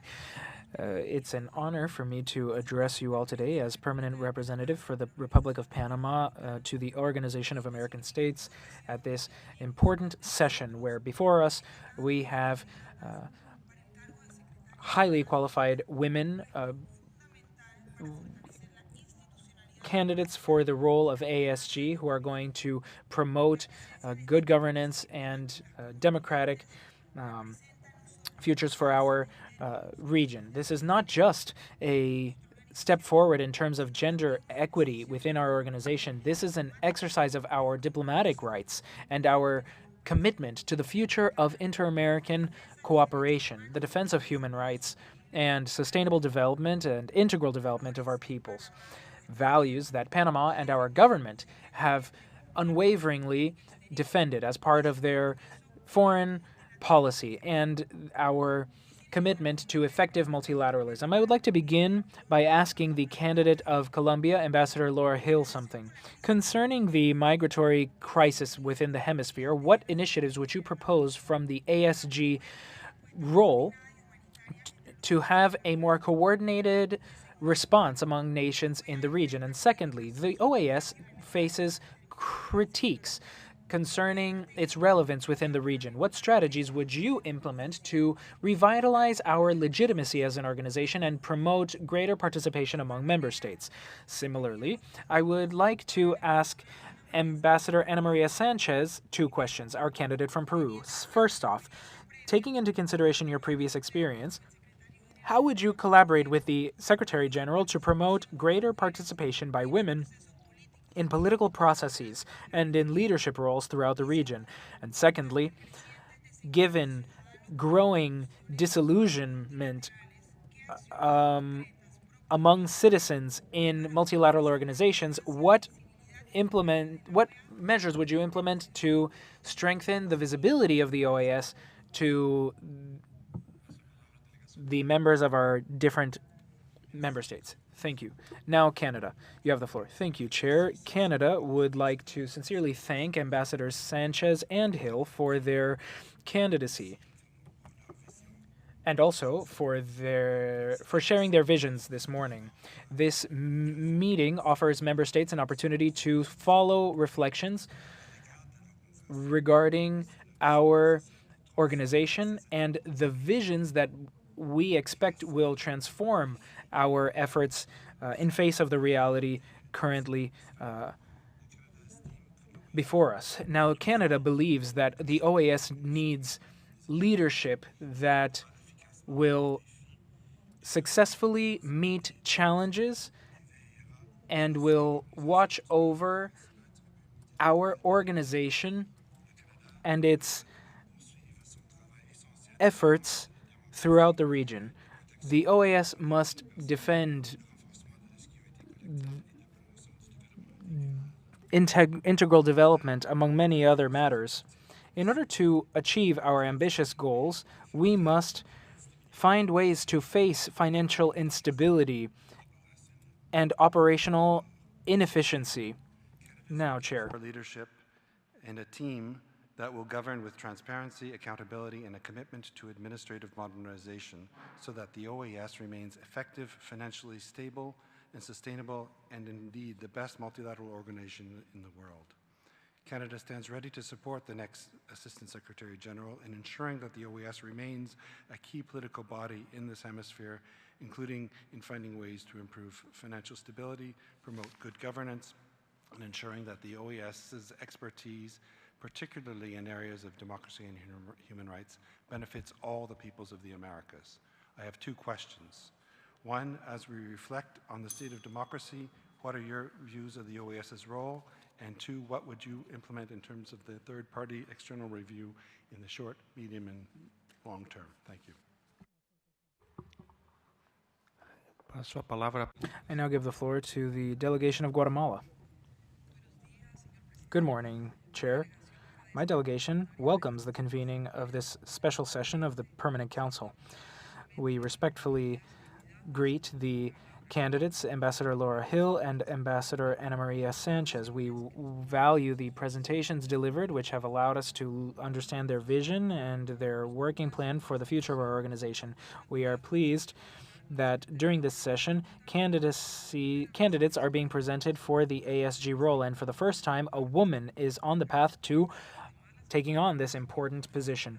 Guatemala recognizes the important role of women in our region, and we believe that this is a significant step towards more equitable representation at the highest levels of decision-making within the inter-American system. We welcome this valuable space to exchange views with the candidates. In that regard, and considering the key role of the ASG's work for the implementation of the mandates of the OAS and in supporting the SG, we would like to know your perspectives concerning the following questions. Highlighting the mandate that the OAS has to grow closer to its citizens, for example, through initiatives like the weeks for indigenous and Afro-descendant populations, how would you both use digital platforms and other innovative tools to optimize these spaces for dialogue and strengthen the voice of all in acknowledgement of their challenges and their contributions throughout the region? I also want to talk about the following. In these moments of democratic crisis, what do you believe is the role of the OAS in support of its member states? And according to your perspective, what are the greatest tools that the OAS has to address these matters and strengthen democratic values? Thank you very much for your presentations and your answers. I now give the floor to El Salvador's delegation. Thank you so much, Chair. I now want to greet the ambassadors Ana Maria Sanchez and Laura Hill, whose presentations we appreciate. For El Salvador, it's important that the ASG contribute to the OAS being more transparent, efficient, and modern by carrying out tangible measures that they respond to the needs of the citizens and they promote the democracy and sovereignty of each state. We of that the role of the ASG should be more active in the different areas of work for our OAS. Not just what appears in our charter, but also in different areas like in the national offices. There should be greater participation in the Week for Afro-Descendants, indigenous populations, the OAS model, exercise, all kinds of activities that could be assigned going forward. So what measures or actions would you promote from the OAS ASG capacity to bring about greater modernization, transparency in this and other areas of the General Secretariat so that the OAS can be a reference point for other bodies that work for the benefit of our peoples? Thank you so much. I now give the floor to our ambassadors to begin their responses. Ambassador Laura Hill, you have the floor. I will begin by answering the question by our distinguished ambassador from Mexico. I believe that there has been a distancing of the OAS from our citizens, and I think that we must strengthen institutional communication and better demonstrate what it is we do. Also, in a Colombian context, since 2007, we have had the organization present in our country helping our peace process, which began as a mission in aid of our self-defense process, but now the OAS not just helps in the peace process with ex-FARC members, but also other members of other armed groups. And the interesting thing about that is that the OAS's presence has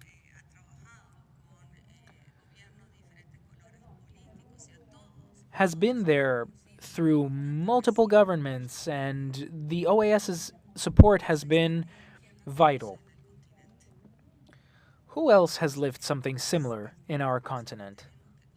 I think that that's the kind of story we need to tell.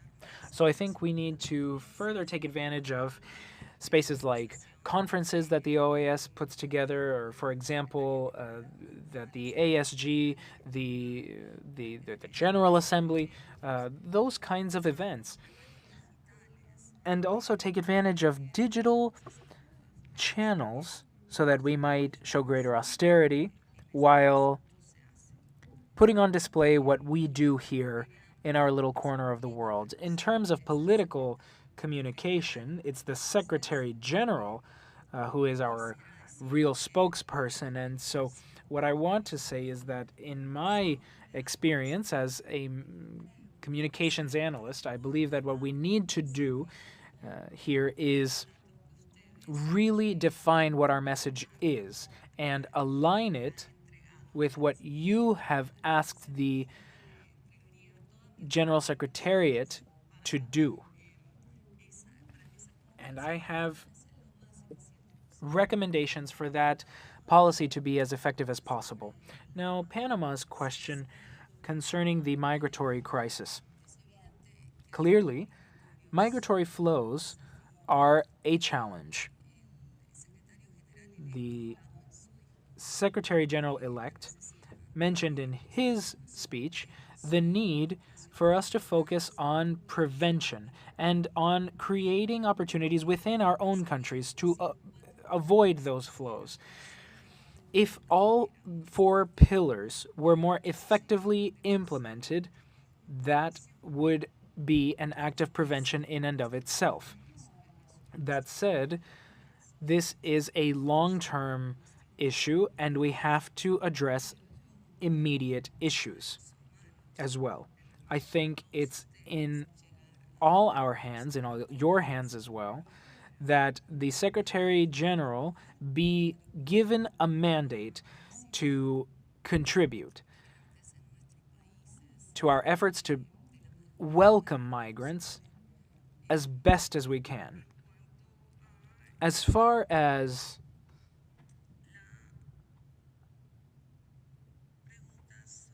the question on democratic crises in the Americas goes, the Secretary General, Ramdin, also stated that dialogue must be prioritized above all other instruments. I believe, therefore, that the role of the ASG is to support him in that initiative. Concerning the question on the Week of Afro-Descendants, etc., I think that we must maintain that initiative, these initiatives, for Afro-Descendants, for example, that the General Secretariat puts forward, as well as the leadership of women throughout the organization, and take advantage of all the technological resources available to us. Actually, I've just learned of experiences within the UN of the use of certain technological resources that allow for greater economizing. It's something that we could all consider to see if maybe that's something we could do to save funds. I give the floor to Ambassador Ana Maria Sanchez for her response. Thank you, Chairman. Regarding the question posed by Mexico, a substantive part of the work that the Office of the Assistant Secretary General needs to do is to enhance communication at different levels.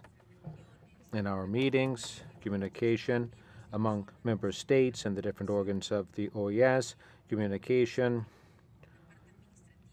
among ourselves on the administrative side needs to be more fluid, more transparent, and sound. And the contribution and the support that the Office of the Assistant Secretary General offers states needs to be more effective. Now, regarding Panama's question, regarding what I would do to ensure greater participation of women, women's participation is important, not just as a matter of justice, but also by way of improving women's condition. It's important to democracy, it's important to development, it's important to ensure that they be on an equal footing with men and thereby support the development of our countries and for progress made at this organization and the General Secretariat. There is a policy of gender parity. There are still challenges ahead, but it is a good start. We do have very important hemispheric instruments and the follow-up mechanism. So we do have to continue working hard to bring on board women into managerial positions at this organization regarding actions to strengthen the efficacy and the relevance of the OAS. This really has to be a cross-cutting approach. That is one of the goals of the Office of the ASG, to work across the board and to adopt that focus to ensure we bolster the efficacy of this organization, stressing those matters that are most important according to mandates issued by member states. Regarding Canada's question, the role of the OAS in democracy, to democracy, this is something that calls for dialogue among states and striving to achieve through this dialogue consensuses regarding reviews and audits. I understand that we're talking about the outside audits in your question, and that is a very important procedure that is used not only at this organization or in other organizations, but there are matters that need to be subject to outside audits within states themselves. This is a matter of transparency, and this is one of the tools that can be brought to bear in the fight against corruption as well. So yes, we support it, and the OAS has a tradition of outside audits. And at the current juncture this organization is going through, I would say the last report by an outside auditor was very important, highlighting the organization's problems, administrative and financial difficulties, and what needs to be done to find solutions to those problems regarding Guatemala. How can, the question asked by Guatemala, how can we bring the OAS closer to citizens? The experience that we've had over the last couple of weeks has been very important to that effect, in which we've had a week on Afro-descendants and indigenous peoples, because part of the work done vis-a-vis these minority groups or marginalized groups is precisely lending greater visibility to them as a first step in offering greater support. Digital platforms, also that question was also very important. One of the best outcomes from COVID was our increased use of virtual platforms so that we don't always have to be together in person to hold a meeting. Thank you. Thank you. I give the floor now to the Dominican Republic. Thank you, Mr. Chairman. Good morning. I want to start by greeting the Foreign Minister of Peru, the candidates Ana Maria Sanchez and Laura Hill.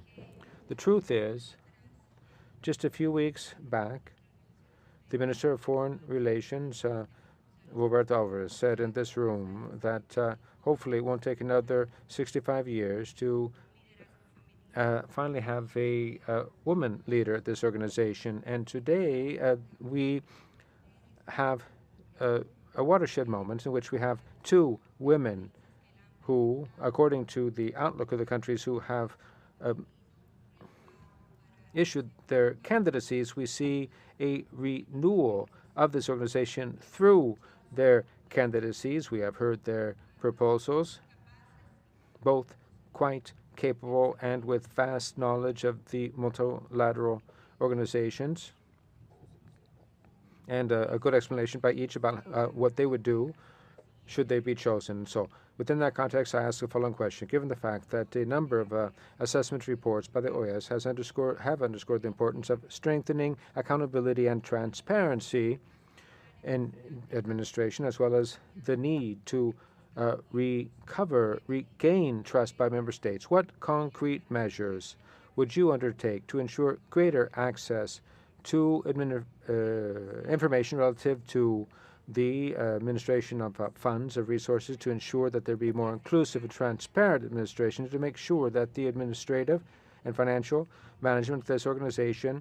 be guided by principles of equity, efficiency, and responsibility or accountability?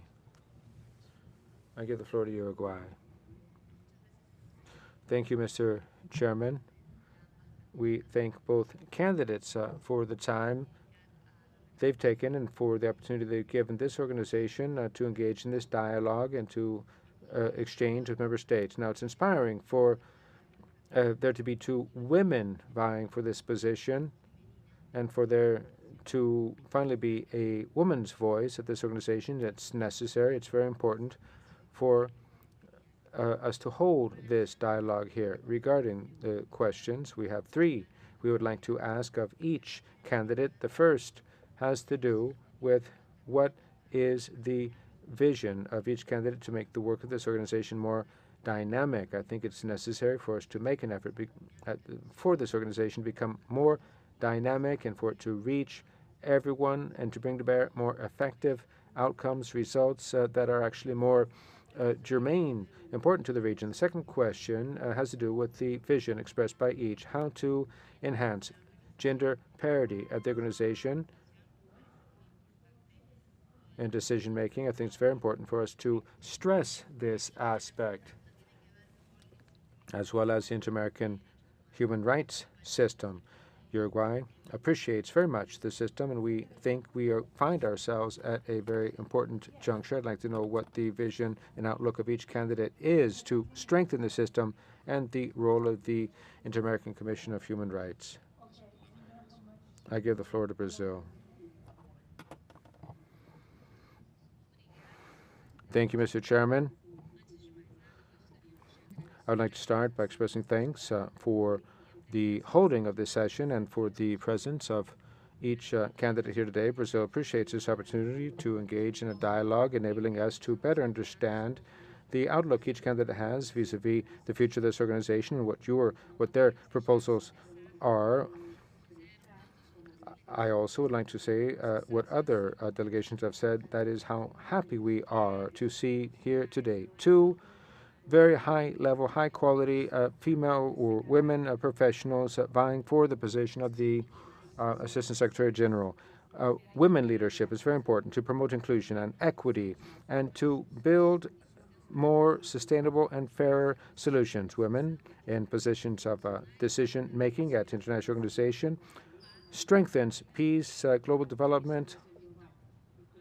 This is very important for the OAS to make this step forward. Allow me now to read two questions I have.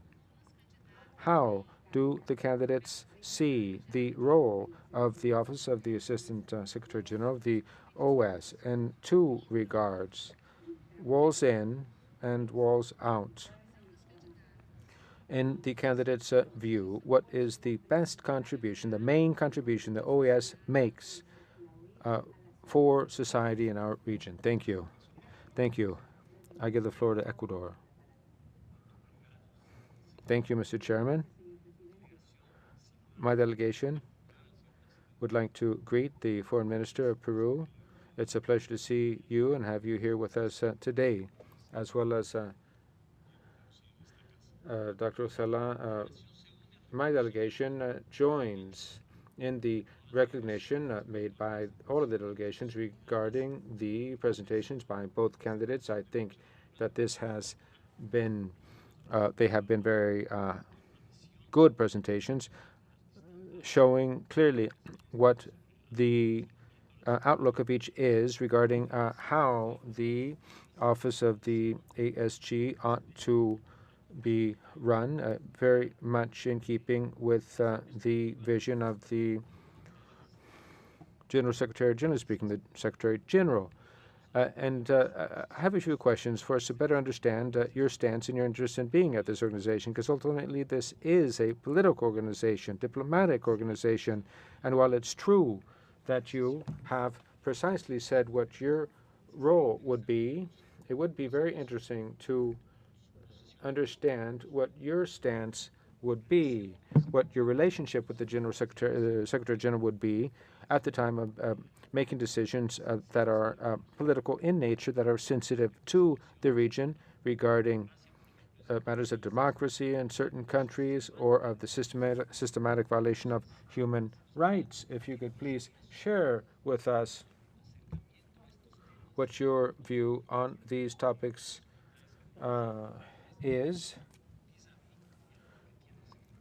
That is the view of the ASG versus the Secretary General. You already talked about the responsibility that you have vis-a-vis the countries of the organization. Thank you. I give the floor to the U.S. Thank you, Chair. I would like to echo the thanks and the praise of the two candidates. It's good to have two clearly qualified candidates, and it's always a good thing in a context like this to have a difficult decision ahead of us. I would like to ask three questions. One of them, my colleague from Panama already directed a question about migration to Ambassador Hill, but I would like to hear Ambassador Sanchez's response to the same question. What can this organization do with regards to flows of illegal migration in the hemisphere, helping countries protect their own borders and also making it more attractive for people to stay in their own countries? A second question is about the role of permanent observers to this organization. It was mentioned that this is a group of democracies, but of course we do have observer missions from countries that are not necessarily democracies.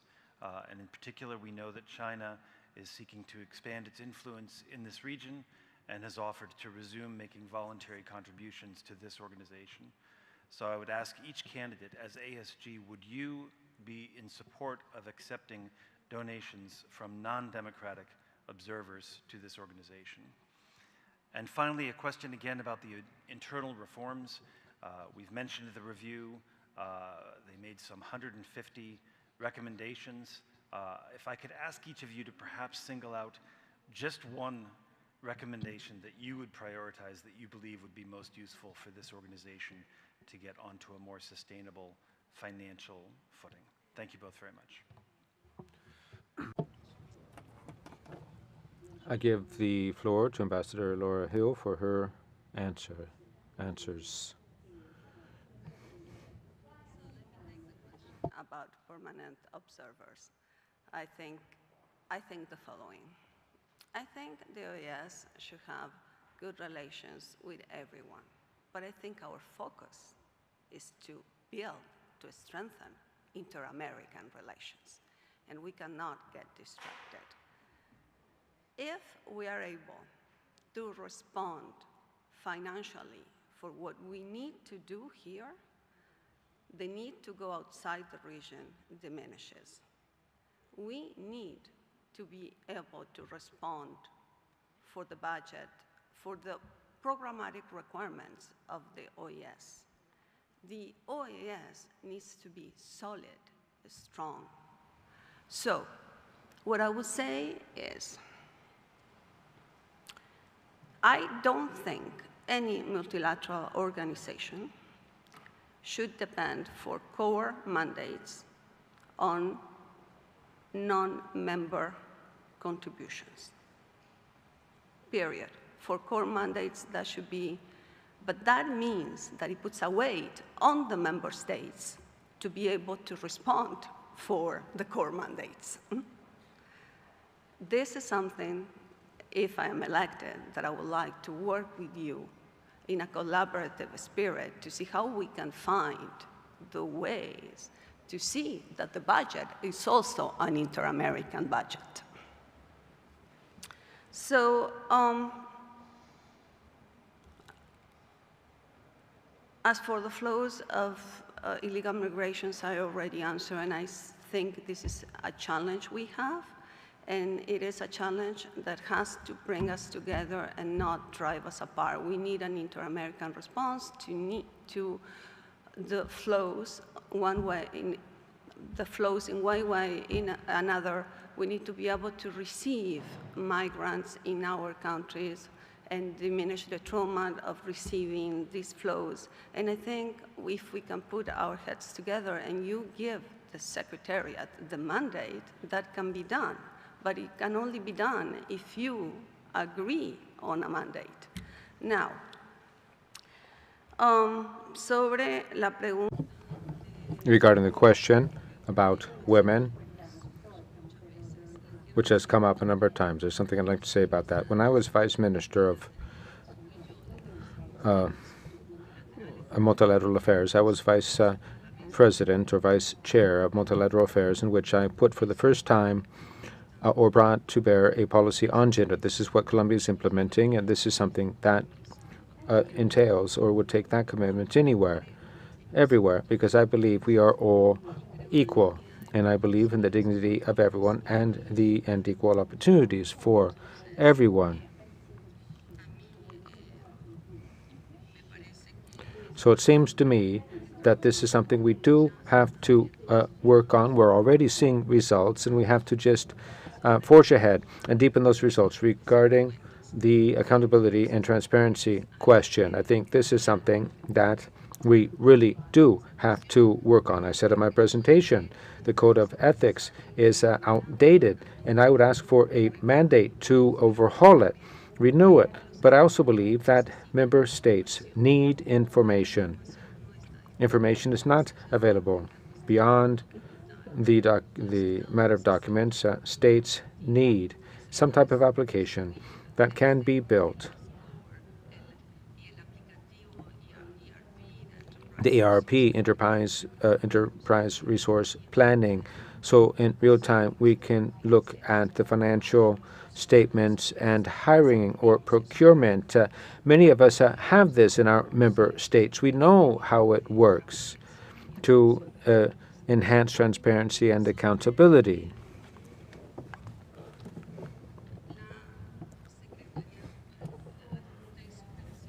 Now, regarding the relations of the ESG inward and outward, the political spokesperson of this organization is the Secretary General. This doesn't clash with the fact that the ASG can also have relations with civil society and to undertake work regarding communications with the press. Thank you. I give the floor to Ambassador Ana Maria Sanchez. Thank you, Chairman.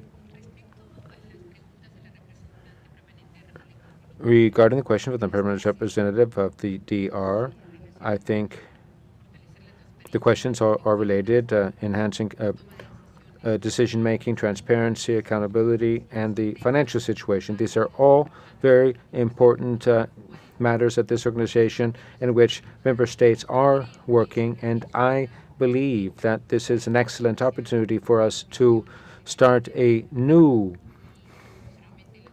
way of management from the Secretary General and ASG to instill a new dynamic to the work for countries to actually feel there is more transparency, more accountability, and decisions made or the procedures followed be suitable to the mandates and the needs of member countries. Regarding Uruguay's question, regarding my vision for making OAS, the OAS more dynamic and bringing it closer to citizens, on that, well, that indeed is the big challenge we face. And this is work that we have to do that's got to be holistic, all-encompassing. And communication is vital to this end, to ensure that our citizens understand that this organization works for them. And we see this in some projects that in 2000 and everything that was done regarding the birth registries in 2000 was very important work. That was a mandate by states that actually revolutionized this organization. As a case in point, how to enhance parity, gender parity. We've already said this. The organization does have a host of commitments that it is working on that need to be bolstered. This is something that should always be a priority. Regarding the Inter-American human rights system, I think the big problem is one of resources. States have to solve that problem. Regarding questions by the permanent representative of Brazil, regarding the role of the ASG inward walls in, it has to be a great administrator, coordinator, not only of the bodies of the Secretariat, but also to stay abreast or to support states, accompany them in decisions they make. Let's start with what needs to be done at the Permanent Council to enhance procedures for states to feel comfortable with the documents being made available at the right time, the translations of the documents being done on time, meetings being convened on time with a prior notice. These are matters of procedure that need to be fixed walls in. Outward, the role of the SG has to result from a dialogue and whatever consensus member states arrive at,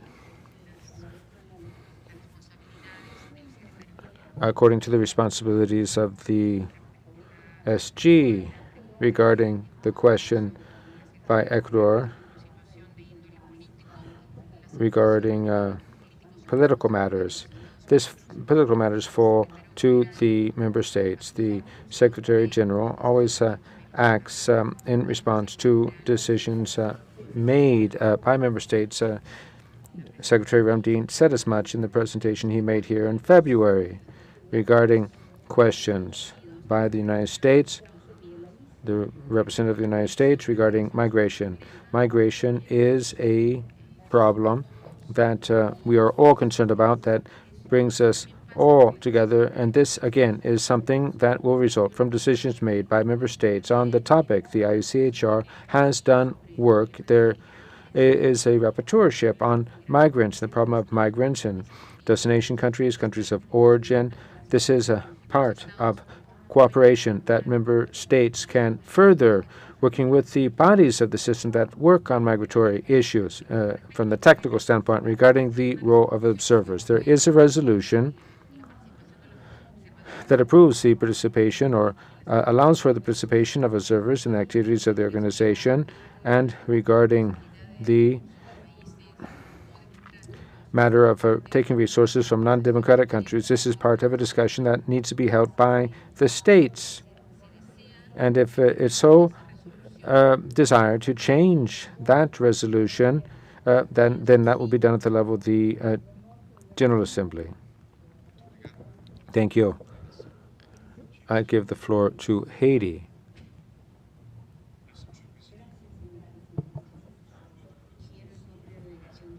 On behalf of Haiti, I'd like to congratulate the two ambassadors for your candidacies. Both highly qualified people for this position. To have two women candidates to this position is a victory for gender equality in the region.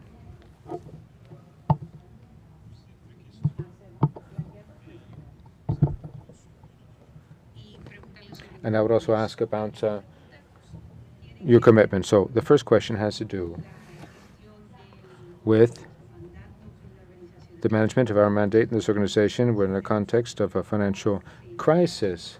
What would your priorities be regarding that? Second question, what are your viewpoints regarding states that are currently undergoing a crisis in the region, specifically small insular states? Would you prioritize the essential mandates for the development and protection of these small island states, and especially Haiti? We would like to ask for your commitment to support through all means possible Afro-descendants in the region, and to make sure that everything be done to promote the rights of Afro-descendants in our hemispheric organization. Thank you very much, Chairman. I give the floor to Ambassador Laura Hill for her response.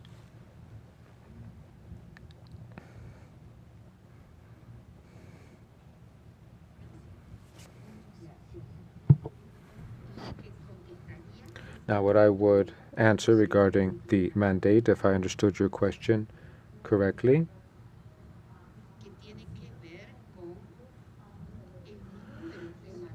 this has to do with the number of mandates that exist, without a doubt. An organization that has been around as long as the OAS has been along. We have accumulated a large number of mandates. My recommendation would be for us to take a look at the mandates to see what we can do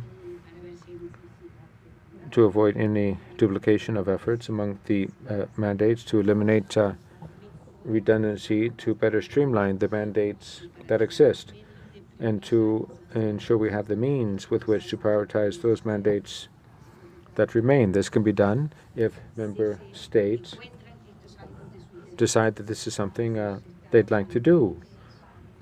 States that are currently going through a crisis, small island nations, it's necessary for us to be particularly sensitive or aware of the plight of small island states as a matter of survival for them. That's why it's important for everyone, member states and the organization, to commit to that. What I can tell you is that I certainly will be more than willing to work on this topic.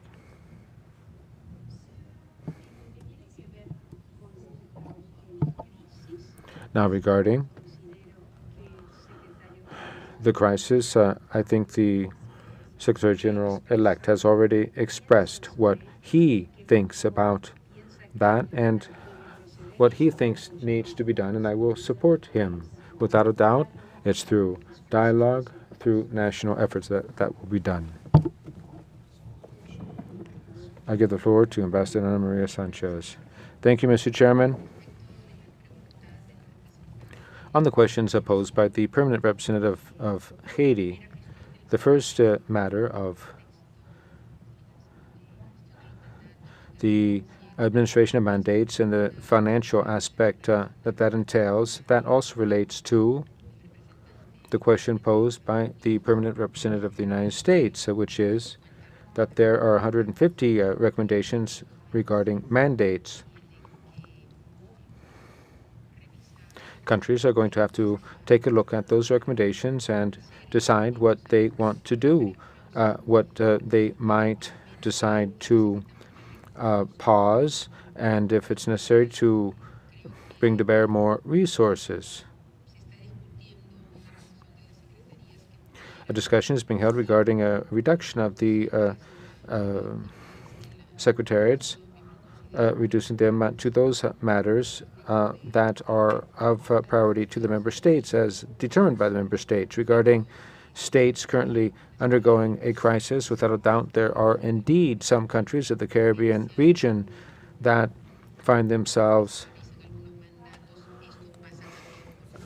going through a very difficult time, and this also has to do with prioritizing mandates that falls to the member states. Dialogue is important, and to renew or to garner a consensus on this or that matter is something that can only be done through a ongoing and fruitful dialogue regarding a commitment to support Afro-descendants. Without a doubt, this is something that needs to continue being done to shed light on Afro-descendants through the ASG's office. We will continue to hold these events, such as a week on Afro-descendants, so that we continue to shed light on the situation of Afro-descendants and other groups. There are no further requests for the floor, and I thank you. I offer the floor now to the candidates for their final remarks. You will speak from the podium. Each one is allotted 5 minutes. I would invite Ambassador Laura Hill to come forward, come to the podium for your final remarks. Thank you so much, Chair. Allow me to repeat the message of our need to move forward together so that the OAS may remain a beacon for the region. And I believe that the OAS is a fundamental place for us to address current and future challenges. When it comes to the matters pertaining to the pillars themselves, it's key that we make them work. They must be cogs that fit together one another, that we cannot move forward without. And I want to reiterate my commitment to the member states and the General Secretariat to move forward in a coordinated fashion, keeping the pillars balanced. And I want to take this opportunity to highlight that this will only be possible if we ensure a solid platform, a strengthened institutionality, a capacity for dialogue and work that will support all of our projects. I want to express what I have to offer here. I've got the experience, and I am curious enough to continue learning. I have managed in the past. What matters most here is giving the Secretary General an organization that works so that that individual can do their job. I have the skills, the active listening, the constant dialogue, and the agreement negotiation skills that will allow me to bring about consensus. I am sensitive to those issues that pain us most throughout the region. I am disciplined. I can be a good right-hand person. I worked as a minister's consultant for a very long time in my country. I know you need discipline to ensure that political authority can achieve its goals. I'm also able to think outside the box and share with you my ideas, share them with you and the Secretary General. I understand what the role of the ASG entails. Above all else, however, I've got the energy to walk alongside you, to welcome you here, be a constant face, a familiar face. I also want you to know that I don't give up easily. Whatever decision the member states may take, we've made progress here because the candidates are 2 women. That's already a huge honor. My proposal for the ASG role will be circulated. I focus on coordination, alliances, and collaboration for everyone's benefit. This is all aligned with the goals of the Secretary General and is, of course, to be submitted to the for consideration and approval by each of you, so that you might review them in greater detail. And I am always open to answer questions, listen to your observations. I would be pleased to discuss questions, concerns, proposals, suggestions. I'm here because I like the work that is to be done. I know that it's not going to be an easy path forward, and we are witnessing a historic moment for the OAS. I also know that when opportunities arise, you've got to be ready to stand up, roll up your sleeves, and do what has to be done. And that's precisely what I am going to do. Thank you so much. Thank you very much, Ambassador Laura Hill, for your statement. I now give the floor to Ambassador Ana Maria Sanchez. Thank you very much, Chair. First off, I want to allow myself to thank the Ambassador Becerra's presence. This is the sign of Peru's commitment to the OAS and the inter-American system, and I want to repeat my commitment to the fundamental principles of the OAS and the mission that this organization carries out among the nations of the Americas. I'm convinced that through multilateralism, cooperation, and mutual respect, we can overcome the complex challenges that the region faces in order to promote democracy, human rights, integral development, and multidimensional security. With the recent election of Albert Randin as Secretary General, we now see that when we work together, we can find consensus and rescue our organizational unity. Transparency and collaboration is what will bring us closer to our citizens. In this context, this election for ASG is special. It's not just an administrative process. This is a role that has to contribute to our organization being more modern and for it to be able to better respond to the needs of our member states. With over 40 years of experience, I've learned that true progress it's only achieved when we work together and respect our differences while focusing on our common goals. I am convinced that under the leadership of Secretary General Randin and your support, we will be able to create a more transparent OAS, one that meets the needs of our citizens. I sincerely thank you for your attention and this opportunity for me to share my vision. Let's move forward with renewed commitment and our gaze set upon the future of our OAS. Thank you very much, Ambassador Ana Maria Sanchez, for your statement.